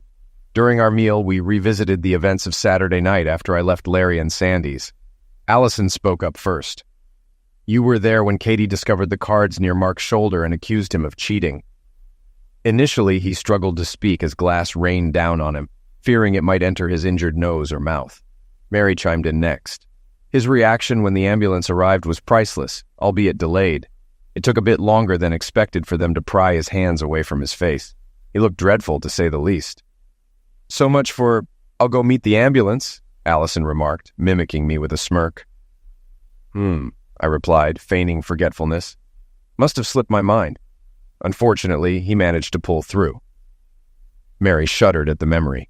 Then he goes on about not cheating, claiming Katie owes him a bet and how he'll seek retribution. Blah, blah, blah, Allison added. "And the blood. Oh, the blood," she continued. "It was everywhere. The EMTs didn't even attempt to clean him up. They just covered him and whisked him away." Mary took matters into her own hands. "Katie insisted she wouldn't settle their bet unless he could prove he didn't cheat." At this point, I interjected, "So if Mark proves he's innocent, she'll still honor the bet?" A significant pause followed as the girls fell silent. Then Mary resumed. "I don't think there's much cause for concern right now. Are you absolutely certain?" I responded. "As I mentioned, Mark sustained numerous cuts all over his body. Most were minor, but he had a couple of deeper cuts on his abdomen requiring stitches. He remained hospitalized until Monday to have all the glass removed. Larry visited him at the hospital and had a conversation with him," Allison added. "He was livid, threatening to not only collect the bet from Katie, but also to engage in carnal activities with her right in front of you." Mary intervened once more, stating, "I highly doubt Mark will be welcome back given his cheating. However, Larry's also upset with you. He believes you're liable for the damaged curio cabinet and is frustrated that his homeowner's insurance will need to cover the hospital expenses. Additionally, he expects you to reimburse for the broken items in the cabinet." "Mary, relay my message. Inform Larry and Sandy that I'll only settle for $0.10 if instructed by the judge. Legal documents and testimonies will be provided to support this. My statement will depict the situation as if I stumbled upon a full-blown orgy, and when I intervened to stop my wife's involvement, I was unlawfully restrained by Larry, Brian, and Paul. It will include the names of all participants and witnesses present. Copies will be distributed to neighbors, family, friends, colleagues, and even churches attended by anyone involved. If possible, I'll reach out to Oprah and share the story with the world." We sat in silence for about half a minute until Mary exclaimed, "All right, it's my turn, let's do this." "Sure, but I want both of you unclothed too," I insisted. "We don't have to be undressed for this," Allison chuckled. "I know we don't have to, but I feel a bit awkward," I responded. "Forget about it," Mary exclaimed. "We've come this far. What's the difference?" With that, she undressed, and Allison followed suit. I stood at the edge of the bed once more, and this time it was Mary who knelt down without hesitation. I was trying to distract myself from the situation and prolong the process when Allison rose from her chair, pushed me onto the bed, leaving Mary on her knees. I landed on my back as Allison jumped onto the bed. After about 5 minutes, it seemed to be winding down when Mary interjected, "All right, it's my turn now. Allison, move over so I can join." Allison giggled, rolled aside, and Mary took her place. Eventually, Mary rolled off and lay beside me. So I asked, "Have you done this before?" "We had our moments. You know we went to college together, right?" "Well, we had a few experiences," Mary recounted. "That's right, Mary," Allison chuckled. "A few times," Mary corrected, laughing. "More like 100, Mary added before saying, "Okay, it was fun, but I should head out. Henry, I hope this helps tip the scales in your favor. Please call me tomorrow and let me know what you think. I really hope you two can get through this. I don't want to lose you as friends." Allison chimed in, "Henry, we're truly sorry we didn't speak up when everything was happening. Please call me tomorrow so we can talk. And if you need to talk later, you can call me anytime." Just to be clear, this was probably the only solution, I stated. "Probably?" Mary questioned. "Come on, Mary, that's all we've been discussing since last night. You know we'll do it again. We just need to be more discreet than doing it in front of everyone during a poker game. Agreed?" "Agreed," I chuckled. "We'll talk tomorrow. I'll call you someday." With that, the girls left, and I began working on the video I had made. I edited it down to the risque parts and printed out some compromising still photos of both women. Then I copied the edited video onto the remaining SD cards and prepared 9 identical envelopes, each containing an SD card and several explicit photos of the girls. Although it would have been obvious to anyone familiar with us, I cropped the photos and blurred the video to conceal my face. Afterward, I went to bed and quickly fell asleep. Wednesday morning, I woke up early, turned my phone back on, and noticed another dozen missed calls and messages from Katie. I didn't listen to or read them, but I also didn't delete them. I called my boss and informed him I'd be taking the rest of the week off, then returned home after Katie had left for work to pack up more of my tools and personal belongings. During lunch, Katie called me again. This time I answered the call curtly, saying, "What?" Her response was delayed as she seemed taken aback that I had actually picked up. "Oh my God, Henry, please don't hang up. Where are you? We need to talk. We can work through this. Please just talk to me. Where did you stop? Please come home so we can resolve this. Please." Interrupting her, I said, "Katie, just listen for a moment. We'll meet on Saturday. I'll be there at 6 p.m. Make sure everyone who was with Larry and Sandy is there, except your guy. If he shows up, I'll deal with him again. He's not my guy, Henry. Besides, he's not really up for going out right now. As you say, Saturday at 6 o'clock. This isn't a party, it's a discussion. You and your friends can try to convince me why I shouldn't divorce you. I haven't listened to your messages, so be prepared for what you have to say. Tell your friends not to be late. Henry, please don't jeopardize our marriage over a trivial debt. When's the next poker night? Not sure, maybe in a couple more weeks. You don't have to attend if you don't want to. See you on Saturday." "All right. Henry, I love you. Please come back home. See you on Saturday." She simply couldn't grasp it. She believed the issue was merely my exaggerated reaction to what she perceived as fulfilling her obligation. She failed to perceive the larger picture. She genuinely didn't recognize her problem. Honoring the poker bet seemed more crucial to her than upholding our marriage vows. She hasn't reached her lowest point yet. The remainder of the week passed relatively calmly. I went to Walmart and purchased items necessary for my new apartment's bathroom, kitchen, and bedroom. I ended up buying more items than anticipated. Then I checked into a motel for the night. My evenings were spent researching divorce. We didn't have children, and with the house sale, we could each expect about $15,000. Our debts were minimal, and our incomes were similar. It should be relatively straightforward. On Saturday afternoon, I messaged Katie, requesting her to text me when everyone had gathered. I didn't want to endure an awkward silence while waiting for someone to arrive or have to rehash everything if someone was late.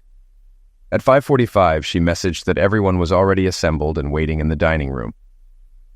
At 5:55, I rang the doorbell of our house. "Honey, it's your house. No need to ring the doorbell," Katie mentioned, opening the door. "As you wish," I replied, passing by her. As I stepped into the dining room, I carried a small duffel bag stuffed with envelopes. All the dining furniture was passed down by Grandma Katie. The table was quite spacious for 10 people, with 4 chairs on each side and 1 at each end. Upon my arrival, 3 empty seats were beside me. Larry occupied the far right seat, while Sandy sat on the left with his back turned. To Sandy's left were 3 vacant seats beside Larry's right. Facing me were Paul, then Brian, followed by Mary, and finally Allison. Positioned at the head of the table to the left sat Terry. Katie brushed past me and settled in the middle of the 3 empty seats, hoping I'd take the seat next to her. I headed to the left end of the table where Terry was seated and stated, "This is my spot." Katie suggested, "You could sit next to me, Henry. Let's bet her on BJ that I'll sit here. Who knows, it might lead to something." "Katie, put your phone on record. I've got a hunch you'll need it someday." Without a word, Terry stood and shifted to the other side of Katie. An empty seat was to my right, where I placed my gym bag. Katie activated the recording app on her iPhone and positioned it on the table. Taking my seat, I surveyed the table. Following an uneasy silence, I addressed the gathering. "All right, we all know why we're here. I'm contemplating divorcing Catherine. If any of you care to persuade me otherwise, now's your chance. Terry, why don't you start?" "Look, Henry, I may not be the best person to advise on this. My wife cheated on me, and it led to our divorce. I'm truly sorry you're going through this. Clearly, Terry hadn't come prepared for the meeting. Thanks, Terry. I appreciate your candor. I might have more questions later. I glanced around at the faces seated at the table. Larry, what's your take on this? I inquired. It's no issue for me. She adores you, and she's gorgeous. Did you expect her to be a saint when you met her? No, I responded. But I hoped she'd aspire to be one. Would you be okay if Sandy entertained other men after we got together? Larry fell silent, and Sandy squirmed in her chair. With my trademark sarcasm and purely in jest, I quipped, So, how long have you two been openly cheating on each other? Sandy blushed, and jaws dropped all around except for Larry's, who shot me a piercing look but remained silent. Katie blurted out, Sandy, really? Suddenly, Sandy had an honesty outburst. We only did it 3 times. I hate it, but Larry insists we continue. I want to stop. I despise this. All right, Sandy, I responded calmly. Why don't you and Catherine discuss this later? You shouldn't feel pressured to do anything you're not comfortable with. You know what an idiot you are, Larry erupted. I warned Katie when she started dating you, and you couldn't handle poker, that you were an idiot and she should dump you. She should have left you long ago. You wrecked thousands of dollars worth of stuff in my house because your wife honored the bet. Maybe I should just trash everything here. Come on, I replied calmly. All this furniture belonged to your friend Catherine's grandmother. It means nothing to me. He sank back into his chair, breathing heavily, his glare fixed on me like a dagger. Paul, Brian, any input from you guys? Listen, man, Paul started. None of us want to see our friends split up. I mean, you guys have been part of our circle for years, I interjected. No, Paul, you're not friends with us. You're friends with Catherine, and I'm her husband. But you are friends with my wife, he argued. That's what I thought. And then she just stood there silently while you 3 held me down, and my wife knelt in front of the other guy. But Mary didn't do anything. It was us. I glanced at Mary and Allison, who avoided my gaze and stared at the table. It seemed this conversation didn't unfold as they had hoped. Answer me, Paul. You walk into a bar and spot your buddy Brian's wife in the far corner, on her knees in front of another guy. What do? You look. Do you call Brian and hope he arrives in time? Do you step in to stop her? Now imagine you're at the bar and you spot Brian in the same position. What do? Are you calling Allison? The thing is, I already know the answers. If it's Brian's wife, you intervene and inform Brian. If Brian's the one in the situation, you probably stay put and maybe even join in. Allison won't hear about it from you because Brian is your friend and Allison is your friend's wife. And what about you, Brian? Do you think I'm exaggerating? Brian remained silent. You see, the issue here is that Katie is your friend, not me. If Katie were to attack me, you wouldn't care because I'm just your friend's husband. I'm not your friend. If I hadn't walked into this room, none of you would have said a word to me. You'd all be thinking, all right, the ice is broken. Next time, I'll be the one making a bet with her. I glanced at Katie. When did you lose respect for me? What do you mean, honey? I respect you more than anyone else I've ever known. When did I first tell you that this was acceptable? Well, I never claimed it was, she replied softly. How many times did this occur before last week? What? Never? Why are you so surprised by this question? Why should I trust you? If I hadn't witnessed it, would you have informed me? Would you wait until we got home and casually mention, Hey, honey, something odd happened at the card game tonight? That's the issue, Katie. You were ready to jeopardize our marriage, but not your cherished spot in the poker group. I came second to these idiots. I can't reconcile with that. I turned to Brian and Paul. You guys knew Katie would prioritize her damn poker spot over her marriage, and you encouraged her instead of reasoning with her. I addressed Brian and Paul, then turned to them. What would you do if you had to watch your wives with another man? They smirked and exchanged glances before facing me. Is she getting paid for this? Inquired Paul. Mary's jaw dropped. Not to be outdone, Brian chimed in. Will she gain any new skills? I simply grinned. So, when's the next poker game? They murmured to each other for a while. Then Brian asked, Are you interested? No, I replied. When's the next poker game? Catherine, I'm baffled why you're saying you won't return, yet you keep inquiring about the next gathering. Okay, I've had it. Let me lay it out. I retrieved my gym bag and emptied all the envelopes. Tonight, I was about to shatter a couple of marriages, but you know what? I believe they're already on the rocks. I stowed the envelopes back and replaced the bag. Catherine, you tore my heart out and actually enlisted your friends to restrain me while you did it. And you still don't see any wrongdoing? You not only betrayed me, but also shamelessly humiliated me. Clearly, your poker group status means more to you than I do. But the worst part, Catherine, is that these people aren't your friends. Real friends wouldn't subject you to this or allow you to inflict this on yourself. Katie started to interject. No, darling, you mean everything. Take it easy, Catherine. It's my turn now. You didn't even apologize. All you did was rationalize why you should settle your debts. You kept insisting we needed to move past this, yet you never acknowledged any wrongdoing. Even after all this, you still plan to attend poker nights. If you're willing to gamble carnal favors while I'm present, what would you wager when I'm not? Am I supposed to raise another person's child because you lost a bet and someone else impregnated you?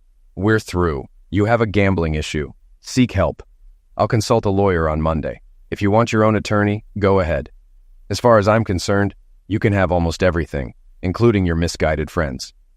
What an idiot you are, Brian remarked. Screw you, Brian, Allison retorted, surprising everyone. He's right about everything. You guys are wrecking his marriage to Katie for your own entertainment. He was on the verge of exposing you, claiming I slept with him, and I don't know why he didn't. You know I did. Henry, can I catch a ride with you? Another awkward silence lingered for about 10 seconds before Mary spoke up. You know what, Paul? I've had it, Mary asserted. I'm tired of carrying all the weight in this relationship. Henry's spot on. You hardly even sit by my side. Back before all this mess, Henry looked up to her. I always wished you'd treat me the way he treated her. It's the first time I've seen them not sitting together, not touching, not holding hands. It really infuriates me that you facilitated all this, Henry, she continued. Last Saturday, when it all went down, I was just as stunned as you were. I honestly thought it was some sick joke because I believe she loved you deeply. I'm truly sorry I didn't speak up then, but perhaps it's better for you to find out now, especially since you don't have children. Can I hitch a ride with you? We departed the house with Katie sobbing uncontrollably, Larry and Sandy bickering over the swing, and Paul and Brian exchanging threats of, if you don't come home today, don't bother coming back at all. Both girls stormed out, flipping the bird. I dropped off Allison and Mary at Allison's parents' house and returned to my motel. I polished off the remaining hard drinks in the room and devoured the last of the junk food. I eventually drifted off around midnight. The divorce proceeded smoothly. We sold the house and she stashed all the furniture in storage. I got everything I desired from a surprisingly modest house. Allison and Mary split from their spouses, and the three of us maintained a friends with benefits arrangement. Katie has been silent. Frankly, I was let down. I expected her to put up more of a fight, maybe push for counseling. Clearly, marriage meant less to her than it did to me. While I never developed romantic feelings for Mary or Allison individually, the three of us grew very close. A year after the infamous incident, I found myself in the bar Katya and I used to frequent for special occasions. The divorce had been finalized 4 months prior. As I sat there nursing my beer and missing Katya, I sensed someone behind me. I kept my gaze fixed on the wall, hoping they'd leave. I really wasn't in the mood to chat and wished they'd take the hint. Mind if I join you? I kept my head down, focusing on my drink. Sure, go ahead, have a seat. A nice guy like you, I'm surprised you're here by yourself. Well, I usually hang out with 2 wonderful friends, but they're on a double date. Funny you mention friends. Turns out mine weren't as great as I thought. I happened upon a couple of girls who mentioned there'd be a handsome, kind-hearted guy flying solo at this bar. Figured I'd come introduce myself. I'm Katie. I chuckled and played along. Pleasure to meet you, Katie. I'm Henry. Why are you here alone? Celebrating something? No, nothing to celebrate. I'm a relationship failure. Couldn't prevent my wife from cheating, so we divorced. My 2 closest friends are with other people. And you? Well, maybe I'm a failure too. Had the world's best boyfriend, loved me deeply, but I hurt him terribly. Cheated, and he divorced me. Did he do what was best for him or for me? Let's start with him. Not sure. You'd have to ask him. People say he's unhappy all the time. And you? It's been tough. His divorce plunged me into the darkest period of my life. Forced me to examine myself closely. Didn't like what I found. Started dependency counseling then and have kept at it since. My husband saw it coming, tried to warn me, but I didn't listen. In that sense, divorce was probably inevitable. My dependency would have eventually eroded his love for me. I never stopped loving you, Kat. Couldn't. I know, Henry. I get it. First, it's nice to hear you call me Katie or Kat again, not Catherine. I came to explain my actions and assure you it's not your fault. I know you know this, but I needed to say it. That poker night, I was sure I'd win. When I didn't, I paid up. Didn't even see it as cheating. Like a handshake. I worried they might ostracize me from the group. I never viewed it as a gamble on our marriage since I never imagined you'd leave. It never crossed my mind. I anticipated your anger, followed by forgiveness, seeing it as my duty. I believed you'd understand my need to honor my word. Frankly, I didn't think it was a big deal. But now I realize it's the most despicable, repulsive thing I've ever done to someone. Back then, I couldn't comprehend your seemingly irrational behavior. During therapy, when I recounted the fight and how you insisted I document it, the doctor praised your approach, calling you a genius. She expressed surprise at the endurance of our marriage. She also clarified why you were so fixated on the next poker night. Just so you're aware, there haven't been any more poker nights. I haven't touched a deck of cards since that evening, and I never will again. I haven't communicated with any of those guys since a couple of weeks after our argument. How's Sandy holding up? She's doing okay. She and Larry ended up divorcing. Turns out he was a terrible idiot, and she felt too embarrassed to speak up. Eventually, she decided to leave him. Now she's dating a coworker. Henry, you were spot on about everything. I prioritized this foolish poker group over everything else. I loved you wholeheartedly, and I knew you felt the same. I was confident you'd understand and be okay with it. If these people were genuine friends, things wouldn't have spiraled like this. I couldn't resist the pull of being part of that group. Allowing that idiot Mark to do what he did makes me sick with myself. Without your actions, I shudder to think how those games would have evolved. I'm deeply sorry for all the pain I caused you. I genuinely wish you a wonderful life. You deserve it. I'd genuinely like to maintain a friendship with you, but I understand if you're not up for it. I'll leave now before I start blubbering like a child. Give me a call. Katie rose and headed toward the door. Hey, Kat, I called after her. She paused but didn't turn back. Yes, Henry? Her shoulders trembled with tears. Have you eaten dinner yet? No, Henry, not yet, she replied, still facing away. I rose, approached her, wrapped my arm around her shoulders, guided her head to my shoulder, and led her to the door. Let's go grab a proper dinner.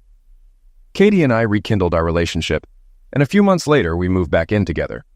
9 months after that, we remarried at the courthouse, opting to keep the same anniversary date. True to her word, Katie gave up gambling entirely, even abstaining from joking bets. While some might say once a cheater, always a cheater, I don't believe that applies to Katie. I see her actions through the lens of her dependency, understanding that it led her to behavior she wouldn't otherwise engage in. Her motives weren't to shame me or seek another partner. She was battling her dependency. The guys from the poker group remained friends, except for Terry, who distanced himself. As for Mark, I never heard from him again. It seems he chose to leave town to avoid further discussion on the matter. Katie and I maintain friendships with Sandy, Allison, and Mary. Sandy has also quit playing poker. They've all agreed to be godmothers to our son.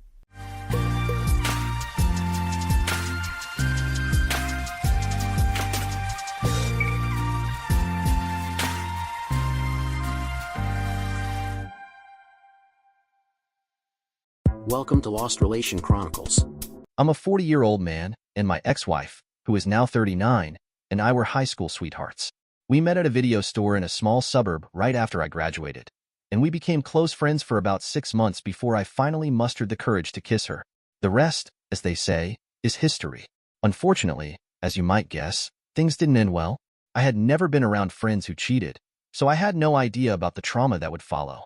It was a random turn of events that led me to discover the truth. My parents were visiting, and my ex had left to attend a coworker's wedding in another state, an event she had mentioned 2 weeks earlier. While I was watching a movie with my parents, I realized I had misplaced my phone. I grabbed my iPad and decided to use the Find My iPhone feature. Since we had been married for 10 years, we had many accounts tied together, including iTunes. When I checked the list, instead of seeing my phone first, I saw hers. Rather than being out of state as she claimed, she was at a local hotel about an hour away, which is also a popular brewery that hosts weddings. I figured that's where I'd find her with her coworkers. By around 8 p.m., I arrived at the hotel, but I couldn't locate her anywhere. After searching for 2 hours, I narrowed the GPS down to a specific wing of the hotel. She wasn't in the restaurant, so I decided to pull off what I call my Eddie Murphy impression. It's when you charm your way into a place you shouldn't be or score free stuff. Eddie was a pro at that in all his early movies. I approached the front desk and said, "My sister was at that wedding earlier, and I'm worried that some guy might have taken advantage of her because she's drunk. Can you give me the room number?" After a brief hesitation and a request for a phone number, they directed me to her room. My heart raced as I turned the corner, knowing what I was about to face. I knocked on the door and tried to channel Eddie again, calling out in the most pleasant tone I could manage while hiding my anger. "Room service?" A man answered, claiming I had the wrong room. In that moment, my cover was blown. "I think I have the right freaking room. How about you open up so we can have a conversation?" Suddenly, my cheating spouse started texting me, saying she had finally been found out and wanted to talk in the morning. She refused to come out of the room. "Oh, okay. Stay the night with your lover." Got it, I thought. I lingered for about an hour, hoping they would come out. The restrooms were in the hallways, European style, but neither of them emerged. Eventually, I gave up, took photos of her car for some kind of proof, and went home, heartbroken and unable to sleep that night. She asked me to meet her in a public park, knowing there would be people around. She actually said that. I couldn't help but think, oh, okay, I've never laid a finger on you or raised my voice in 20 years, but now domestic violence is a concern? I made her wait a few minutes and arrived at the park, feeling a mix of hope and dread. Despite the cold shoulder I got the night before, I was ready to make this work. I came with an open heart, expecting remorse. Surely, my wife of 10 to 11 years wouldn't gaslight our entire existence. When I saw her, she was in tears, saying she was sorry. But as I looked closer, it seemed like she was really just sorry she had been caught. I told her how I found out, and to my shock, she smirked at it. As we discussed her coming home, I was both appalled and mesmerized when she said, "I just can't go back to the way things were. I feel so trapped." It hit me. So she was playing the victim now, right?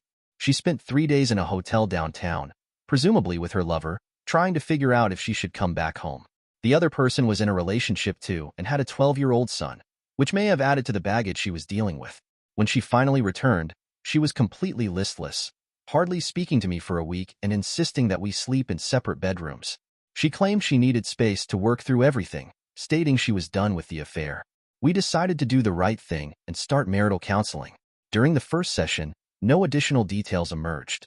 I asked for transparency and shared how I had been going nuts researching affairs online. She continued to insist she couldn't go back to the way things were but couldn't articulate why our life hadn't felt happy or fulfilling enough. Fortunately, the therapist caught something significant and pointedly asked, "You've ended the affair, right?" There was shock and awe when it turned out she hadn't. I had been planning to call him to let him know, but I hadn't gotten around to it yet. As I began to delve deeper into the trickle truth, she confessed that she had been with him for at least a year prior, which was completely unknown to me. I had still felt happy in our intimate life, and it became clear that she had manipulated me with gifts and false pretenses. At one point, she gave me a watch with the inscription, "Loving you more every second," engraved on the underside. She would remember to text me and call when she was out of town on business, all while carrying on her affair. Eventually, I became a ball of tears, weighing my options. Either risk going to jail for losing my temper, escape this situation, or stick it out in the marriage I was so committed to. I loved this woman with every ounce of my being. During the second counseling session, transparency was non-existent. In fact, my wife had turned off location sharing on all her devices and changed all her passwords. Oh, how dare I ask for such things when she was so damaged? In the midst of her turmoil, she suggested an open relationship, believing that might fix everything. I was appalled and desperate, caught in a terrible mental state, and shamefully, I agreed. Deep down, I think I knew it was over, but I couldn't bring myself to accept it physically. The therapist cornered her, insisting that she needed to break things off with the other person, but there was still no word on that. She was told that polyamory might not be healthy for us at this point in our relationship. My ex vowed never to return to therapy again, claiming that the therapist had been mean to her. Oh, okay. I'm starting to see a pattern here. I cry every night, deep, terrible sobs, mourning the woman who once loved me and shared such intimacy. Suddenly, she wants nothing to do with me. We pass each other in the house like ghosts of our former selves. Sometimes, I find myself yelling and screaming at the world randomly. This is the darkest period I can recall in my life. We have moments that I think are makeup sessions, but afterward, she tells me she just needed to get off and that we never really loved each other. Ouch. I thought we had a great relationship that never lost its spark, and we were intimate in the bedroom 2 to 4 times a week. In a moment of weakness, I make a move that I now see as a mistake. I download Tinder and go on a couple of dates. I'm upfront with the people I meet, telling them I'm married and probably getting a divorce. I wanted to be transparent. One woman told me to give her a call if I finalized the divorce because I seemed like a great guy. The other took me home to her bed, and I wished I had waited. I realize now that my actions gave my ex ammunition and some mild justification for her affair. We'll get to that in a brief moment. I'm almost done with this crazy train. That same weekend, she goes on an overt camping trip with her affair partner, telling me about it in the name of transparency while refusing to validate anything else I'm asking. This setup only deepens my feelings of worthlessness and contributes to my decision to sleep with a Tinder fling. By Monday, I've had enough. Astonishingly, I'm still willing to work through this and repair the marriage that feels non-existent. While she's on a business trip, I find myself in a state of complete uncertainty. There's absolutely zero trust left. I call her and demand that she leave this man and commit to loving me, insisting that she rebuild the trust immediately or I'm leaving before she gets home. She responds that she just isn't sure she can do any of those things. It's no longer a marriage, but a disaster that needs a cleanup crew. While she's away, I pack all my necessary belongings, grab the dog, and move in with some friends. She really didn't think I'd follow through. That night, she calls me sobbing, asking why I moved my stuff out. It's been a total trip to crazy town. I tell her she better act soon. After nearly 2 months of dealing with this, she needs to make a decision. I can no longer live in this situation, and I warn her that time is running out. More than likely, I won't be around in 2 months or less. I'd probably be firmly planted in the divorce camp by now, given that she had done nothing to work toward my decision and only made abusive comments with her selfishness and endless need for validation from other men. When I confronted her about the affair, she told me it was my fault for finding out. In her words, she wasn't looking for a way out. She would have happily played the good housewife role for the rest of our lives if I had just kept my mouth shut. I was sickened and almost driven mad by what I heard on that call. Who was this person I thought I knew? The one I had shared my life with? How could she value me so little, treating me like a disposable object, only there to fulfill her wants and desires? She backpedaled and claimed that this could be a good thing, that we could grow into something new and go on dates together, excited to see each other again. If it was meant to be, she said, we'd get back together. Seriously, what the hell? Even in this state, I knew that relationships require effort and that love is a practice, and I was getting none of that from this horrific shell of a human being. About a week later, I tried to meet up with her. She said she wanted to discuss the divorce, but it quickly turned into her wanting to flirt with me while simultaneously controlling my advances. She'd say how much she cared about me, but if I tried to touch her leg, she would insist that she wasn't ready for that yet. Since I had moved out, she had, quite insanely, also moved out and was now paying double rent for a nice city apartment just a couple of blocks from the bar where we happened to be when I offered to walk her home. She scoffed at my offer and said she'd be fine, also insisting that she wasn't ready for me to see her new place. Oh, okay. I'd been your husband for nearly 11 years, and we'd been together for 20, and now I couldn't touch your leg or walk you home with the dog while I was staying in my new rented room at my friend's place. That night, I bit the pillow hard and sobbed harder than ever before. This wasn't just a fleeting moment of pain. I knew, deep down, that it was truly over. The woman I loved was gone. Maybe the rose-colored glasses had finally lifted, but I understood it would be in my best interest to never interact with this person again and to cut her out of my life completely. I knew I made a mistake, and a lot of people will call me a weak chicken, more likely a simp. As my therapist and many others have told me, I was the lobster in a pot, oblivious to the red flags around me. I didn't see the warning signs when she belittled my friends or claimed her friends hated me. I ignored the alarms when she bought me clothes and paraded me around like a trophy. Oh, okay, maybe I'm kind of fit and handsome, but it felt more like a performance than love. I didn't notice the red flags when she started traveling endlessly for work, nor did I recognize the signs when I asked her how she truly felt or if there was anything I could do to make our relationship better. Part of it was the eyes of love blinding me, and part of it was her unpleasant manipulation that I couldn't see until now. Nothing was ever enough for her. Not my job, not the house we owned, not even the work I did on it. It was all a ruse that fit perfectly with my codependency. I wanted to fix things and be good enough for her, and she was skilled at creating disasters and dangling carrots just enough to keep me engaged. I wasn't looking for love to be reciprocated. I wanted to love her so fiercely that it would be enough for both of us. With my head finally clear, I resolved that divorce was inevitable. Given her erratic attitude, I knew I'd have to be the one to file all the paperwork. I wish I could end this mega rant here, but you've only seen the awakening so far. The claws are about to come out. We hadn't spoken in 3 weeks, and I felt like I was making the right decisions for my life. Surrounded by friends, I was moving forward and gaining clarity, finally realizing the trap I had been in. I had made a firm decision to not get back together with her. Then, Just when I thought I was clear of the chaos, my wayward spouse reached out. We were supposed to meet for coffee to discuss the divorce and entangling paperwork, but she texted me saying she couldn't make it at the designated time. Instead, she told me to text her 2 hours later to meet up. Fine. I followed suit, jumping through more hoops. When I did reach out, she told me she was at the nearby family mountain cabin and invited me to come up for the week and stay with her. Oh, okay. So I should just cast aside all my integrity and the small amount of self-respect I had just discovered to jump back into the sack? Hell no. I declined the invitation, emphasizing the importance of working through the divorce process. She got flustered and somehow a bit angry that I wasn't willing to drop everything in my life and run up to the cabin. When I asked her about the affair partner, her response was that he broke up with her as soon as I was out of the picture. Karma is a fickle creature sometimes. We finally meet for coffee, and I bring all the documents. She starts gushing about how good I look and how well I seem to be doing. Nope. I'm freaking devastated. And this isn't a game to me, lady. What's up with that?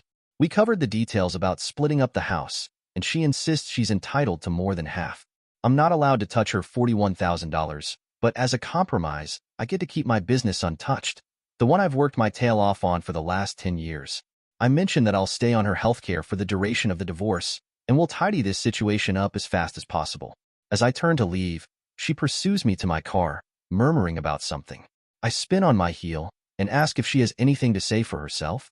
Frantically, I'm searching for some remorse, perhaps a splinter of the person I thought loved me. What I get is a phrase more akin to a question than an answer. I'm sorry for what? I retort, for what I did. Her words trail off as if released by the smallest church mouse in Zootopia. It's a benign effort, devoid of genuine remorse, more like shell shock from being caught. In that moment, it's revealing. It lets me know that my assumptions were correct. She wasn't sad because of anything she did. She was just upset about losing me as an asset. With her cover blown and now one of those men back in her life, the one who would do absolutely anything for her. It was the only apology I would ever receive. She asks me what our narrative is going to be, and I pause, trying to discern her question. Yeah, like, what are we going to tell people? Are we going to say we just mutually decided to see other people or something? What's our story? Oh, okay. Holy crap. Yeah, our story. Well, you can say whatever you want, but I'm absolutely going to tell the truth to anyone who will listen. That's what happened. You broke my heart, you stepped out on our marriage, and now you want your cake too. I've had enough, and I don't need to create a story to feel better about myself. I turn and walk away, and as soon as I cross the street, a train comes, ending our conversation. I immediately get in my car and text all her family about the end of the marriage and why it happened. No, for real, we're talking Wolverine claws. I felt good about shutting the door, knowing there was no healthy way to patch things up and realizing it wasn't a healthy relationship in the first place. As the divorce process took shape, other tragedies began to fall my way. I was hit with a full double-barrel shotgun right before D-Day, about 3 months earlier, when my bitch of a wife was out on one of her trips for work or sensual affairs. Our house flooded on Super Bowl Sunday. I went to a friend's house and came home to find a half a foot of water in our garage. Supposedly, she was in Amsterdam where some field offices were, but when I called to tell her about the disaster, it sounded like she was right next door. Either way, she just starts yelling at me to fix it. Of course that's what I'm doing. Had I been smart, I would have run to Home Depot the last few minutes they were open and grabbed a sump pump to drain the driveway. Luckily, our garage was attached to a finished basement and was the lowest point on the property. However, water had totally invaded the garage and almost breached the step up to gain entry into the house. I call a friend who's a landscape architect and handy in kinds of ways. We fill sandbags until midnight, but record rain is thwarting us as we go. We've saved the property for a few minutes, but with record rainfall that year, it's about to crest through. We come up with an idea to siphon the water from the driveway into my basement utility room where the drain is. We grab 60 feet of garden hoses, and I start pulling with my lungs to draw the water over. It works, besides getting a mouthful of groundwater. I get a nice steady stream flowing to the drain at gallons per minute. The driveway doesn't recede, but it doesn't overflow anymore. This gives me some time to bail calf-deep water around the house using a shop vac. I pull up about 5 gallons at a time and heave it over. We have one gutter leaking, and instead of going to the French drain, it's pouring into the driveway. I start filling a huge garbage can that has to be emptied every 3 hours, or it fills with rainwater. I'm soaked, I'm in the rain, and I've had no sleep for 24 hours. When I do sleep, I set an alarm to get up and bail to make sure no damage happens. The next morning, I fly to Home Depot and grab an electric pump. It literally saves the day. This tiny $50 or less pump diverts over 3,000 gallons of water in an hour. In about 3 hours, it's completely moved the water from the driveway down the street to run off. Yep, I had nearly 9,000 gallons sitting on my driveway, and knee-deep. The same day I go into work and see my landlord for the business. He runs a construction company, and I lament my tale. He immediately calls his disaster team and sends over industrial dehumidifiers to soak up any water from the drywall in the structure. I leave these running for a couple of days, and the pump is still going in the driveway. When my soon-to-be ex-wife comes home, she starts to tell me that I was stressing her out with this situation and that I should have waited to tell her when she got back. Oh, okay. Thought you'd want to know about possibly losing the house and almost causing $40,000 in potential damages. Then she proceeds to state that the pump in the driveway is so embarrassing and that if I don't move it, she will. Mind you, it's still raining. I'm still trying to flood the house, and my neighbors have even come over to offer help. I come home from a morning appointment and find the pump moved to the garage. What the F? Eventually, I get the gutters repaired, and it stops raining enough to let the water recede. About a week later, on the nose, I come down with an awful flu I can't shake. On any regular spring Saturday, I start taking in movies and resting. Mid-afternoon, my chest starts to really hurt and won't subside despite over-the-counter medication. I mention to my bitch of a wife, "What's going on?" and I think it's getting serious. "Can't you take care of yourself?" She replies. "Well, I'm not driving you to the urgent care." She continues, "I'll go with you, but I'm not driving." "Fine, I'll drive myself to the hospital." "Thanks for coming with me. That's so gracious of you, sweetie." I get to the ER at the hospital and get all checked in. When I arrive, they notice my oxygen has dipped a little bit, but nothing alarming. We wait for over 3 hours, and my chest is pounding. It's getting hard to breathe. My ex refuses to ask anyone to see me, so I stumble to the front desk and almost fall over. They say they'll get to me and put me in a wheelchair. Finally, someone comes and takes more vitals but doesn't really get to the root of the problem. I say, "I think I have pneumonia. My chest hurts and I can't breathe." They downplay it and say, "Probably not," but move me to a stretcher in an unoccupied room. I wait for about another hour, and at this point, I'm really confused and barely breathing. My ex is just staring at me with dagger eyes and is totally unhelpful. I literally start yelling, "Help! Someone help me!" over and over again. Much to this woman's chagrin, I don't care. I feel like I'm dying. I am dying. After about 3 to 5 minutes of this, someone comes in, upset that I'm yelling but then agrees to look me over. It turns out my oxygen has dropped to around 50%, which is life-threatening on its own, and my blood has nearly turned septic. I have bacterial pneumonia. I most likely developed it when I swallowed that bit of groundwater in my mouth while saving the house. She never thanked me for that. In fact, she actually said she deserved more than half of the house and should probably just take it all. After being put on all kinds of fluids, they gave me a morphine drip to help with the chest pains. With comfort, I go in and out of consciousness, and as I peer up from the stupor, I catch her gaze. This soulless human being looks back at me with eyes that wish I would have died right there. Life insurance would sure be a huge boon to this woman. We had million-dollar policies. It was then that I spotted it, the major red flag. I knew something was up, and even though I caught her accidentally, I started keeping records of things she'd say or people she claimed to be with.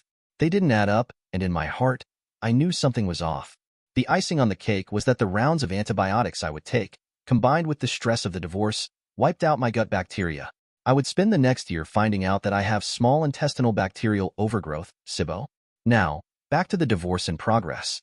I think that backstory is important because, along with the previous conversations, it lays the groundwork for the events that would happen next. After our meeting, where I was given the weakest attempt at an apology in the history of language, and I told her family about the affair, my ex set a few things in motion. First, she made a point to tell acquaintances and her immediate family that I was a deadbeat, a non-contributor to the relationship, emotionally and financially. She claimed she always wanted kids and that I didn't, painting me as the villain who was borderline abusive because of this. I still had to either explain the situation or cut people out of my life who wouldn't listen to my side of the story. The truth is the opposite, of course. She maintained for decades that she never wanted children, and any time I brought it up, it created a major fight. Her family took her side, and I lost relationships that I thought were my family over the last 20 years. I ended up going total no contact. Luckily, most of our friends who really knew us abandoned her and realized what she was doing. Once my ex heard about my gut bacteria and all my medical troubles, She called to say that we should be friends and that she would make sure I stayed on our insurance through her work. She asked to meet up again, but I declined, knowing she wanted to rekindle the feelings. As soon as I hung up, she began forging documents and turned in a letter of legal separation to HR to ban me from insurance. Rapidly, I found out at various doctor's appointments that something was wrong with my coverage. All they would tell me was that the policy was canceled. I did my best to get Cobra insurance, but they could never activate it, even though I was willing to fork over the $800 a month. It was a nightmare paying out of pocket and calling back and forth. I would call my ex, and she would lament that she had no idea what was going on, further complicating the situation. Eventually, I got the right person at HR, and they informed me they couldn't set up Cobra because they were looking for the judge who supposedly signed the legal separation documents my ex submitted. Appalled and further devastated, I asked them to define exactly what they meant. It turned out my ex had forged a court document, signed with a false name where the judge's credentials should have gone, and submitted it to HR to illegally remove me from the insurance before the divorce. I exclaimed that they'd never find the judge because what they were holding was fraudulent. We had never been in court together or filed any legal document of separation. HR went into a panic like I had never seen before and retroactively reinstated my insurance for all the time lost. That's also why I couldn't get the Cobra insurance. They were waiting for this imaginary judge to confirm the legality of it all. I texted my ex, furious that she'd better call HR to hasten the process. She played dumb, claiming, "Well, we are separated. I just don't want to do anything illegal," which was total BS. A week later, we met, and she handed me Cobra documents in my lawyer's office, trying to feign offering help after the fact. She sold the house, good for her, except she sold it out from under me. She signed my name on all the documents without my consent and never even informed me of the final amount. I had to find out through my lawyer and the discovery process about a lot of her actions, which stung deeply. She even tried to attack my business but backed off when I said I'd go after her. In hindsight, I wish I had pursued that $41,000 she had in her retirement fund because, in reality, it was essentially our retirement fund. We had conversations where I'd buy all the groceries while she claimed she was making contributions to our future. Being self-employed, my job didn't have that feature, so while I was saving for retirement, it didn't match the account she had the privilege of building. She was totally ready to devastate my business too, but fortunately for me, she was too cheap to hire a lawyer. Mine protected my assets and warned her that any judge would let me keep it and take her $41,000 if I wanted to. To this day, she continues to tell people I never wanted kids, and it breaks my mother's heart because she knows the truth. It was the other way around. Now, in a further attempt to prove her ridiculous narrative, she's pregnant with the AP's kid. That's right. They're still together, despite her telling me they had separated when we did. Turns out, she waited about 6 months and then introduced this guy to the family as her new boyfriend.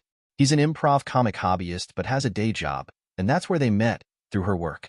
I found out all this because one of his friends decided to FB cyberstalk me and sent me a message expressing sympathy for everything that had happened, calling them both disgusting people. Fast forward to April, 2 years later. I start noticing these bizarre charges from the IRS totaling $112,000 going through my bank account. The numbers didn't add up, so I called both my bank and my accountant. You guessed it. My dearly departed ex had used my checking account to pay off her taxes. I gave her 24 hours to return the funds, threatening to claim fraudulent charges. In hindsight, I really wish I had gone through with that and let the IRS penalize her into oblivion. It would have been just desserts for everything she had put me through. For it, we texted back and forth. Of course, she wouldn't apologize and kept asking why I was so upset. It got really stupid, and I finally declared that I knew who the AP was, suggesting maybe his friend shouldn't contact me online. She didn't say anything about the situation. Her only response was to ask who I had been talking to. Despite everything, there's light at the end of the tunnel. Besides dealing with this person I once cared deeply about, I felt an urge to invoke wrath and scorn to the limits of human tolerance. But I'm here today to tell you, I made it. Not only did I survive all this because I'm a champ, but I'm better off for it. The most obvious thing is, you, the reader, are probably as sick and disgusted with this lady as I am. Human beings like this shouldn't be alive, and they certainly shouldn't bear children. This journey became so much more than just surviving. It vaulted me to a new level of growth that I'm ecstatic about. Shortly after beginning therapy, I discovered that I am a fixer. I grew up in a home where I was devalued, and my spouse fit right into that mold like a jigsaw piece. It felt like home. All her unquenchable demands and hoops to jump through had me constantly shifting myself, trying to be the person I thought would make her happy while never being true to myself. But now, I'm learning to prioritize my own happiness and well-being, and it feels incredible. Clearly, that strategy didn't work and set me up for failure. I was donating love without ever considering if I would receive it in return. One of the toughest lessons I had to walk through was separating my ex from my own self-worth. I had loved her for so long and so genuinely that I had tied a certain amount of my self-worth to our relationship. When that bond was severed, I unknowingly felt like my value had diminished, as if I needed to prove myself to her to be worth anything at all. What a tragic realization that was. I couldn't even put my finger on it until recently. Without knowing myself, I never learned to be comfortable in my own wants, goals, and desires. I buried all of that under the guise of trying to be good enough for others to like me. I was always outgoing and socially fun, but it didn't come from a healthy place. Now, I can see the red flags in people more clearly. I understand what I bring to the table and what I truly want in this world. In the past year, I have grown immensely in these areas.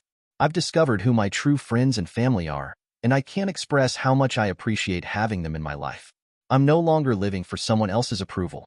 Instead, I'm embracing my own value and finding joy in being true to myself.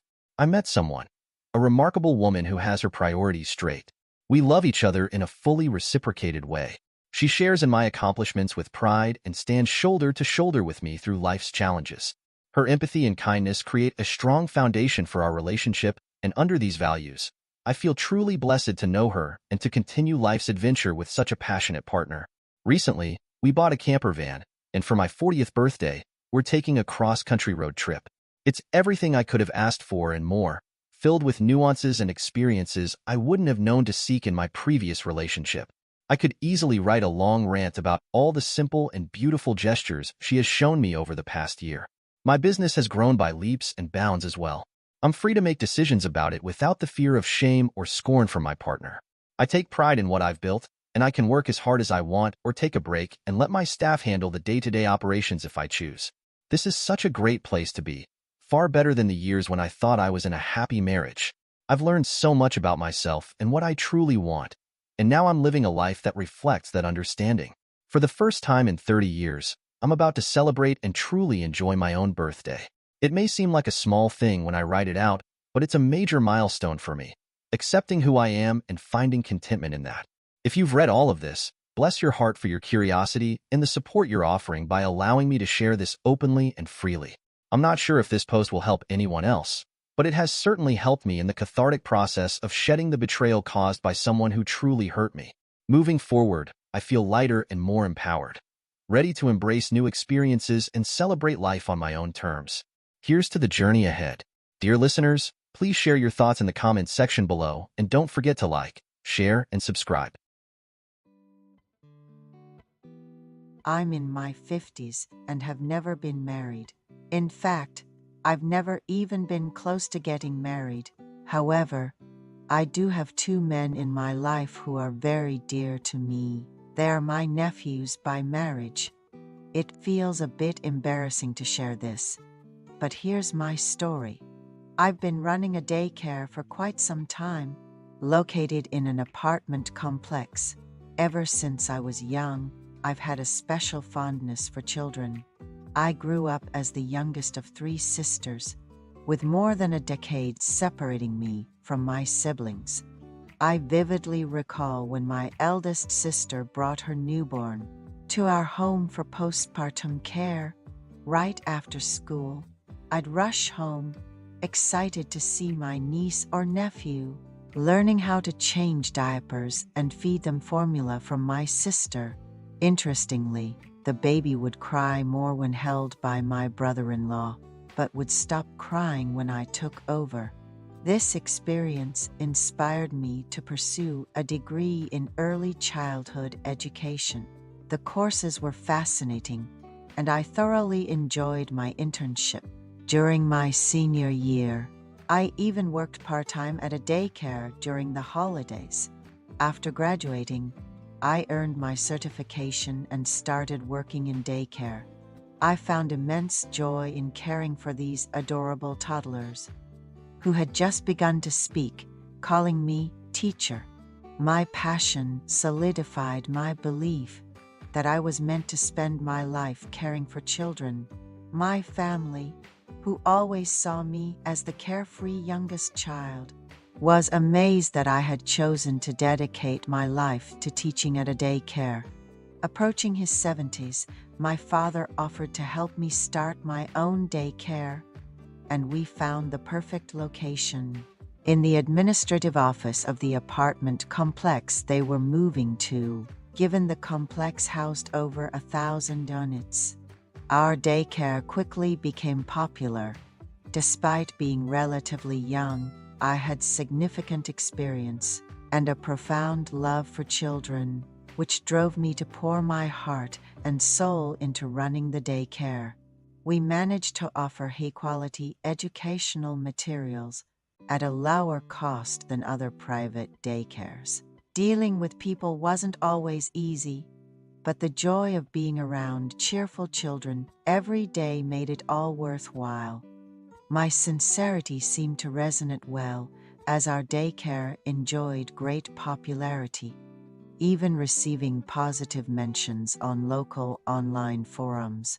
In the midst of my busy life, I met a man. He was my first in many ways, my first boyfriend, my first trip away together, and the first to confess his love to me. Our time together built up a treasure trove of memories, and naturally, marriage came up in our conversations. We even started looking for a 3-bedroom apartment, as I had always dreamed of having my own room even after marriage. I was discussing redecorating our home office and walk-in closet with my partner when he looked at me incredulously. "Why would newlyweds need separate rooms?" he asked. I told him I wanted my own space. But then he brought up his mother. "What about my mom then?" Confused, I asked. "Your mother?" he explained. "Yeah, my mom said not to worry about household chores.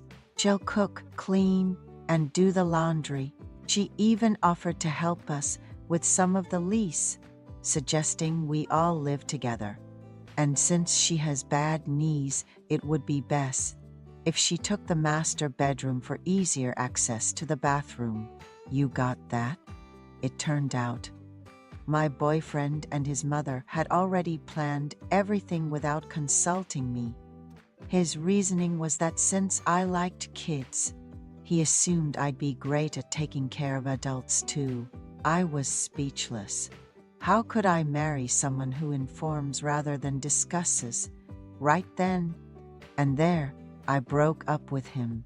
My ex-boyfriend and his mother only approached me because I had a stable job as a kindergarten principal. It was my first relationship, and I was genuinely excited. But this experience made me lose trust in men and decide to remain single. Occasionally, I developed crushes on the fathers of my students during consultations, but I always held back my feelings, fearing it might disrupt my commitment to staying single. Eventually, I reached my 50s, realizing even if I wanted to, I couldn't have children anymore. My nieces, living in the same neighborhood, both had daughters, who ended up living in my apartment complex. They were exhausted from taking care of their children, but their husbands were easygoing and healthy. One weekend, when my niece left her child with me, she apologized for making me look after her baby too. Taking care of the child was no trouble at all for me, so I happily obliged. In the evening, a son-in-law, whom I'd occasionally greeted, came to pick up the child but ended up staying for beer and chicken while watching a variety show as the child had fallen asleep. It was a pleasant evening, and I got slightly drunk. When I woke up, I found the son-in-law lying next to me, and for a moment, he reminded me of a man I met in my 20s. Overwhelmed by his compliment on my looks and suggesting I could still find a partner, I suddenly felt emotional. I hinted to my nephew-in-law that it was okay for him to stay longer. Pulling out his phone, he said, The baby fell asleep early. I'll hang out here watching tea with you and head back slowly. Let's have some more fun. We ended up spending the night together until dawn, thanks to my nephew-in-law making time. Thankfully, the little one slept through much of it. My niece was so grateful for the chance to hang out with her friends, without worry that she gifted me a box of fruit. After that day, my nephew-in-law started visiting me every weekend, and my niece began catching up with friends she hadn't seen in a while. My older sister's son-in-law and I got along incredibly well. He's tall and quite athletic, and he finds it amazing that I accept him as he is. My older niece and her husband went on a trip abroad for their wedding anniversary, and my younger niece wanted to leave her child with me because she felt more at ease. She had taken golf lessons and was going to play on the field for the first time. Naturally, I agreed to take care of the child, and my younger niece left for her early morning round. The grandchild was so gentle and beautiful. Even though I don't have children of my own, looking after these kids daily makes me feel young, and I've grown fond of this job. My niece called to say she would be a bit late, and the son-in-law came to pick up the child after his morning soccer game. He brought a pizza to share, feeling sorry, and we had a lovely chat. He had a different vibe from my older sister's son-in-law, perhaps more in tune with a woman's heart, with his quiet demeanor and gentle way of speaking. We discovered we shared a hobby. While he likes soccer, he also enjoys playing badminton. We agreed to play badminton in the apartment gym, and it became a regular weekend activity. Despite his slim appearance, he was quick and athletic. Our badminton games became a regular meetup. We even had group dinners with other club members and decided to go on a workshop with those we got. Along with about 6 of us, went to a nearby resort. I was the only woman in the group, the rest being older gentlemen. I booked a smaller place for myself. The members, having played badminton for a long time, were all fit and lean. We had dinner and then drinks with those we were close to, including my nephew-in-law and another gentleman. Having my nephew-in-law there was somewhat reassuring. The badminton members, all successful business owners, eventually went back to their rooms. Left alone with my nephew-in-law, we decided to have another drink in my room. My younger sister's son-in-law then hinted at a secret, revealing he felt incredibly lonely after having a child. Realizing the situation, I ended up spending the night in the same room with him. To have met not just one, but 2 young nephews-in-law feels like receiving blessings late in life. Teachers have started saying I look tired or younger, making me wonder if they've noticed anything, leaving me feeling a bit bashful. Welcome to Lost Relation Chronicles. Back in 2015, I met Emily in college. She was smart, funny, and we connected instantly. By 2019, we were pretty serious, and I genuinely believed she was the one I'd spend the rest of my life with. I worked tirelessly at my factory job, saving every penny to buy her an engagement ring. My plan was to propose on Christmas at her parents' house, a perfect moment surrounded by family, cozy and festive. Emily's family was an interesting mix. Her dad, Max, was chill, quiet, and respectful, a genuinely good guy. Her sister, Kimberly, was super sweet and always supportive. But then there was Amanda, Emily's mom. She couldn't stand me. No matter how much effort I put in, nothing I did was ever good enough for her. She'd make cutting remarks, saying Emily deserved better, or that I was just some guy with no ambition. Emily would brush it off, telling me, "That's just how my mom is." I didn't fully buy it, but I kept trying because I loved Emily and hoped Amanda would eventually come around. For Christmas that year, I went all out with gifts for her family. I got Kimberly a laptop for college since she'd been talking about how much she needed one, a nice barbecue grill for Max, and an expensive scarf for Amanda. Honestly, the scarf stretched my budget, but I thought it might soften her attitude toward me. Emily was supposed to join us later after her hospital shift, so I went ahead and handed out the gifts. Kimberly was overwhelmed and started crying when she saw the laptop. She hugged me, saying it was the nicest thing anyone had ever done for her. Max looked genuinely thrilled with the grill, and even Amanda managed a forced thank you for the scarf. For a moment, I thought things might finally be turning around. But then Kimberly started acting strangely. She kept glancing at me, her eyes flicking between me and Max, like she was wrestling with whether or not to say something. Eventually, Kimberly pulled me aside into her room. Max followed, looking confused. Kimberly was already tearing up as she said, "I'm so sorry. I didn't want to ruin this, but I can't keep it in anymore." I had no idea what she meant until she handed me a pregnancy test. I just stared at it, completely frozen. It felt like my brain had short-circuited. "It's Emily," she said. "I found it last month." Then came the bombshell. Kimberly revealed that Emily had been cheating on me since the beginning of the year, with a guy Amanda, her mom, had introduced her to. Kimberly said Emily begged her to keep it a secret because she was figuring things out. I couldn't even speak. My chest tightened. My hands were shaking and my vision blurred. Max placed a hand on my shoulder and said, "Son, I'm sorry. I understand if you need to leave." That snapped me out of it. I nodded, thanked Kimberly for telling me, and shook Max's hand. As I walked out of the room, I glanced at Amanda. She was sitting on the couch, sipping wine, completely unfazed. I didn't say anything to her. I didn't trust myself not to explode. The drive home was a blur. By the time I got back to my apartment, I was trembling, consumed by a mix of rage and heartbreak. I called my family and told them everything. My mom was furious, saying, "You're better off without her." My sisters were ready to go confront and even beat up Emily, but I told them to let it go. All I wanted was to move on. That night, around 11 p.m., Emily started blowing up my phone, sending text after text. "I can explain. Please, please, just let me talk to you." I didn't respond. The next morning, I changed my number, deleted my social media, and began erasing her from my life. It hurt like hell, but one thing was clear. I deserved better. After Christmas, I felt like I was in survival mode. Cutting Emily off wasn't just about ignoring her calls and texts. It was about protecting myself from everything she represented. I wasn't just heartbroken. I was humiliated, angry, and stuck replaying every moment of our relationship, trying to figure out how I had missed the signs. She tried everything to get in touch, calling from blocked numbers, sending emails, and even reaching out to my family. Every message was the same. "It's not what it looks like," or "You're misunderstanding everything." I didn't bother responding. What was there to misunderstand? She cheated, got pregnant, and lied about it. End of story.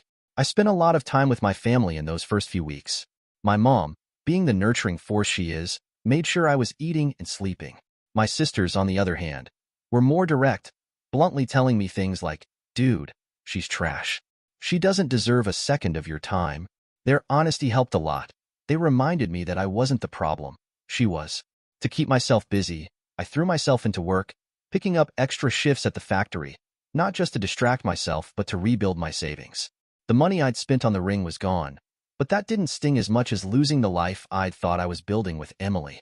I realized I needed to focus on myself, so I started doing things I hadn't in a while.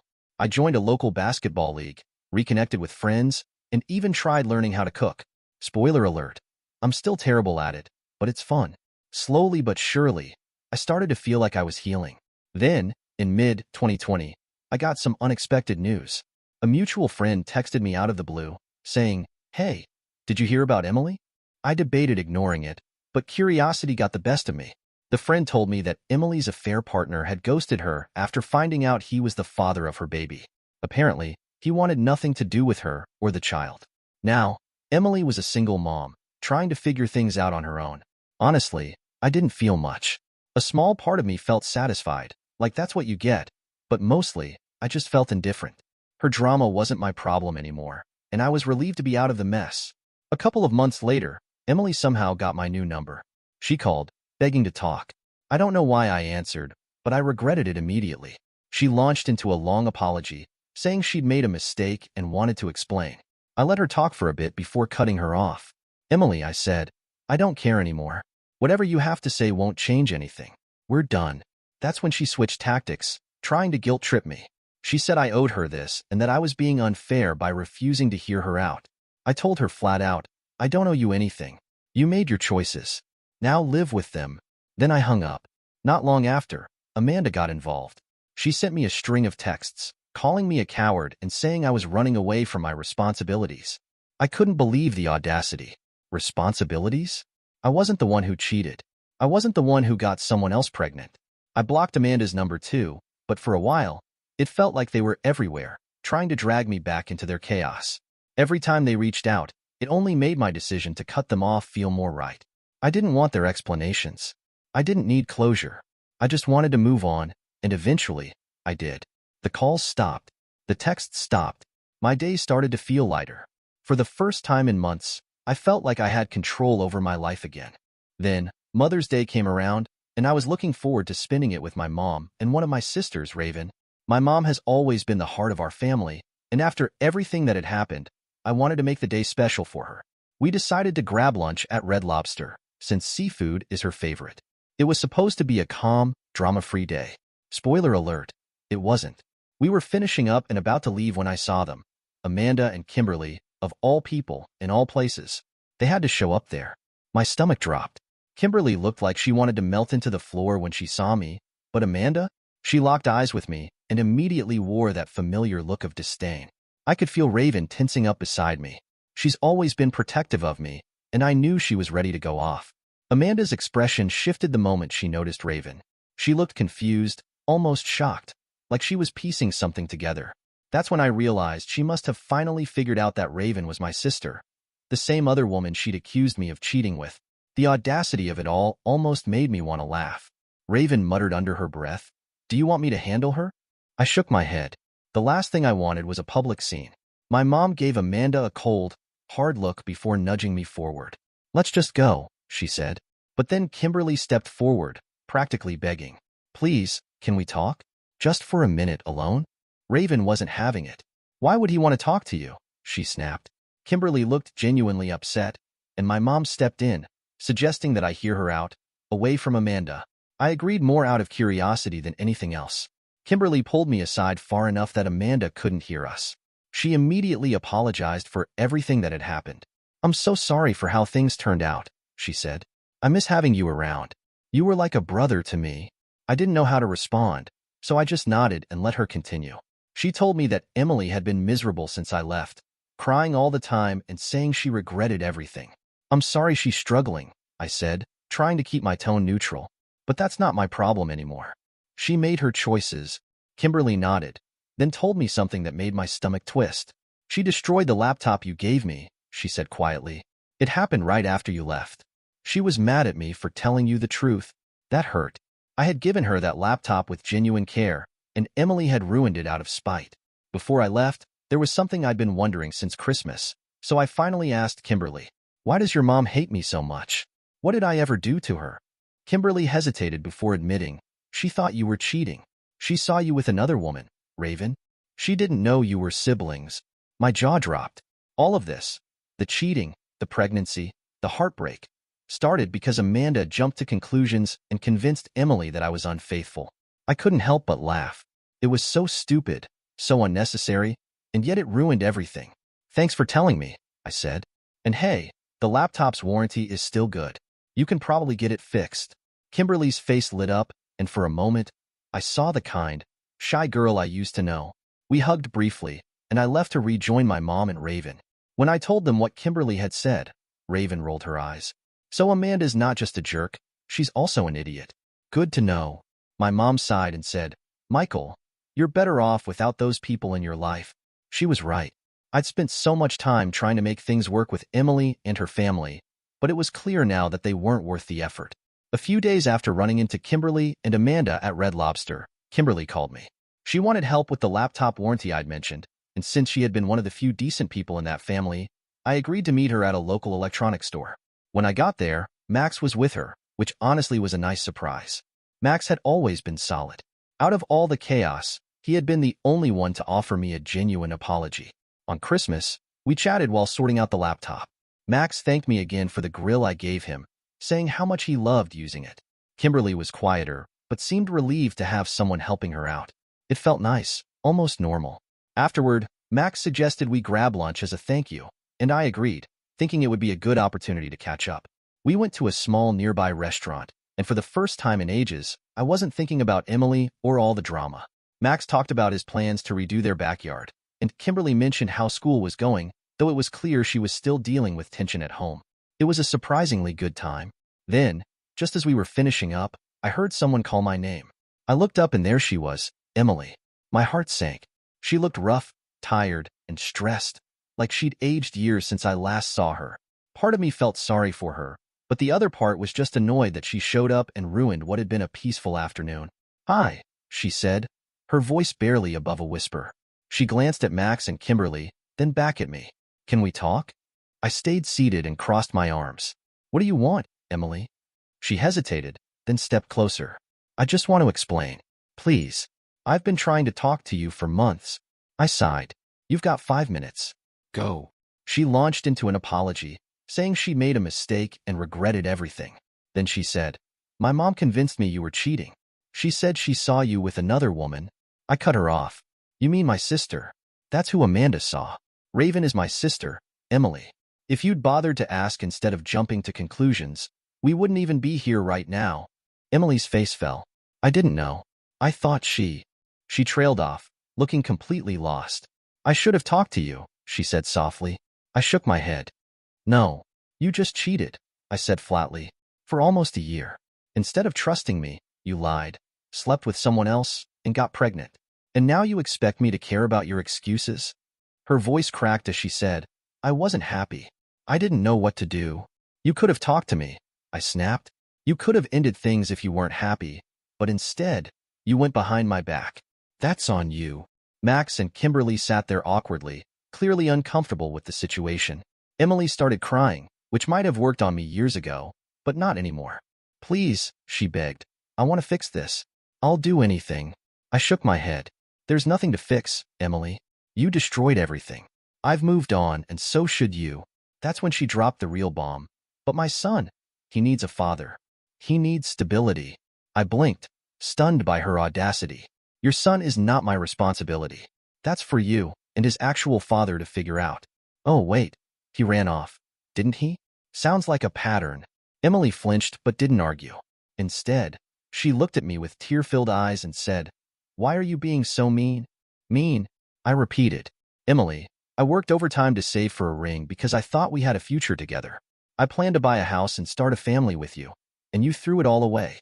You don't get to call me mean for refusing to clean up your mess." She broke down completely, sobbing into her hands. Max finally stepped in, saying, "Emily, I think it's time to go. You need to respect his boundaries." She turned to Kimberly, desperate for backup. "Kimberly, you understand, don't you? You know I regret everything." Kimberly hesitated before responding. "Emily, you're my sister, and I love you. But you made your choices. You can't expect him to just forget everything." Emily stared at Kimberly like she'd been betrayed, then stormed out of the restaurant.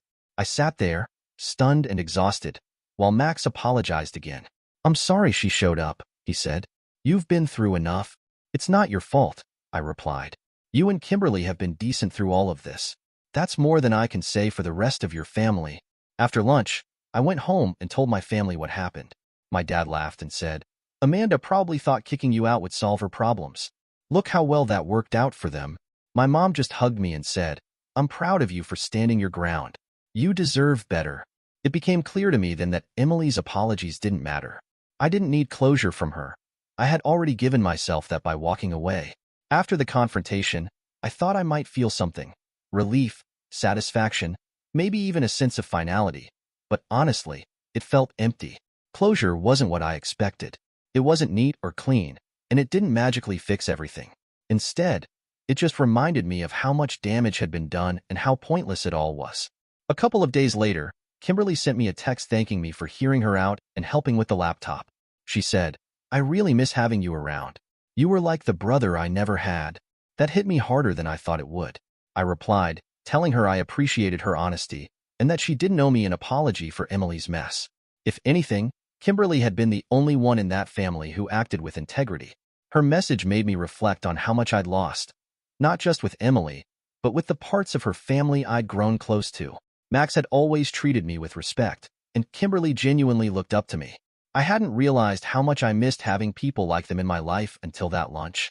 But I also knew that staying in touch with them meant risking Emily finding ways to worm her way back into my life, and I wasn't willing to let that happen. A week later, a mutual acquaintance reached out to tell me more about Emily. Apparently, she was still trying to contact old friends of mine, hoping they would convince me to talk to her. She was struggling as a single mom, juggling work and raising her son alone after her affair partner completely ghosted her. I didn't feel vindicated hearing this. If anything, it just confirmed that walking away had been the right choice. Her life was her responsibility now, and I wanted no part in it. Then there was Amanda. I'd expected her to double down on her hatred for me, but surprisingly, she went quiet. I guess the confrontation at Red Lobster had left her with nothing else to say, or maybe she realized how much damage her lies had caused. Despite everything, one thing Emily said during the confrontation stuck with me. She claimed she only cheated because Amanda convinced her I was unfaithful. At first, I brushed it off as just another excuse, but the more I thought about it, the angrier I became. Amanda had been meddling in our relationship from the start, planting seeds of doubt and pushing Emily to find someone better.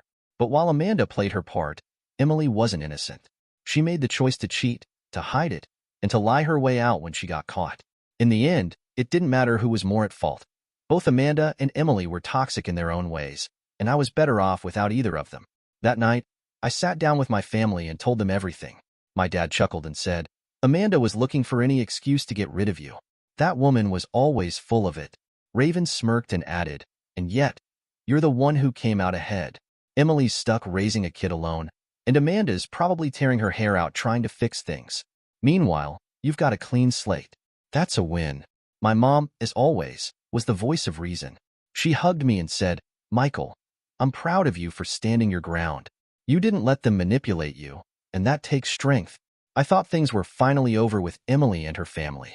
I had moved on, found peace, and was focusing on myself. But of course, Amanda wasn't about to let things end quietly. A few weeks after the confrontation with Emily, I got a call from an unknown number. Against my better judgment, I answered. "Michael, it's Amanda." Her sharp voice came through the line. I almost hung up right there, but curiosity got the better of me. What could she possibly want now? "What do you want, Amanda?" I said, already annoyed. "We need to talk," she snapped, as if she was doing me a favor by calling. "It's about Emily and the baby." I sighed. "There's nothing to talk about. I've made my position clear. Goodbye." "Wait," she barked before I could hang up. "I'm not asking you to get back with Emily. I just think you should take responsibility for your part in this mess." That definitely caught my attention. "My part?" I asked, incredulously. "What part is that, Amanda? I wasn't the one who cheated. I wasn't the one who lied. So please enlighten me." Amanda let out an exasperated sigh, as though I were the unreasonable one. "Emily is struggling. She's a single mother because of a misunderstanding that could have been avoided if you just explained things to me from the start." I couldn't believe what I was hearing. "Are you seriously blaming me for Emily's affair? You were the one who introduced her to the guy. You were the one who convinced her I was cheating. Don't put this on me." But Amanda ignored me entirely. "That baby needs a father, Michael. You were practically part of the family for years. It's time you stepped up and helped, if not for Emily, then for the child." I was stunned, unsure how to respond at first. When I finally found my voice, I said, "Let me make this crystal clear. That baby is not mine. I owe you, Emily, and her kid absolutely nothing. And if you call me again, I'll block you just like I did before." "Selfish boy," she hissed. "Do you think you'll ever find someone better than Emily? She made a mistake, but she's still the best you'll ever do. You're throwing away a good woman over something so trivial." That was it. I laughed, a deep, belly laugh, because it was so ridiculous. "Trivial?" I repeated. "Cheating for almost a year, lying about a pregnancy, and trying to manipulate me into staying. That's trivial to you? No wonder your family is such a mess." Before she could respond, I hung up and immediately blocked her number. I thought that would be the end of it, but of course, Amanda wasn't done. The next day, I got a call from Max. He sounded tired and stressed, which was unusual for him. "Michael, I need to apologize in advance," he said. "Amanda's been out of control. She's planning to come to your workplace." "What?" I asked, completely caught off guard. "Why would she do that?" "She says you need to face her and take responsibility," Max explained. "I've tried talking her out of it, but you know how she is." I groaned. already dreading the confrontation. Sure enough, later that afternoon, Amanda showed up at my job. She stormed into the office, demanding to see me. Thankfully, my manager intercepted her and asked what she wanted. "I need to speak to Michael," Amanda said, loud enough for everyone to hear. "It's a private family matter." I was in the back, but I could hear her clear as day. My manager came to get me, looking concerned. "Do you know this woman?" she asked. "Unfortunately, yes," I replied. "I'll handle it." When I walked out to meet Amanda, she immediately launched into her tirade. "You've been ignoring me, and I won't stand for it," she said, glaring at me as if I were a misbehaving child. "You're going to listen to what I have to say." "No, I'm not," I replied calmly. "You're on private property, and you're disrupting my workplace. Leave now, or I'll have security escort you out." That only seemed to make her angrier. "You can't just ignore your responsibilities, Michael. I'll tell everyone here what kind of man you really are." I crossed my arms. "Go ahead. Tell them how your daughter cheated on me, lied about her pregnancy, and tried to manipulate me. Let's see how much sympathy you get." Amanda's face turned bright red, and for a moment, I thought she might actually explode. "You're a pathetic excuse for a man," she spat. "I hope you end up alone because no decent woman will ever want you." Before I could respond, security arrived and escorted her out. My coworkers were clearly curious, but I just shrugged it off. Crazy X's mom. Long story. They didn't press further. Later that night, I received a text from Kimberly. She apologized profusely for her mom's behavior and said Max was furious with Amanda for embarrassing their family. "She's out of control," Kimberly wrote. "Max is thinking about filing for divorce because of this." I told Kimberly it wasn't her fault and that I didn't blame Max for wanting out. Amanda had caused nothing but chaos, and honestly, I felt bad for him. The whole situation left me emotionally drained, but it also reinforced one thing. I'd made the right decision by cutting Emily and her family out of my life. They were toxic, entitled, and incapable of taking responsibility for their actions. I wasn't about to let them drag me down with them. Dear listeners, please share your thoughts in the comments section below, and don't forget to like, share, and subscribe.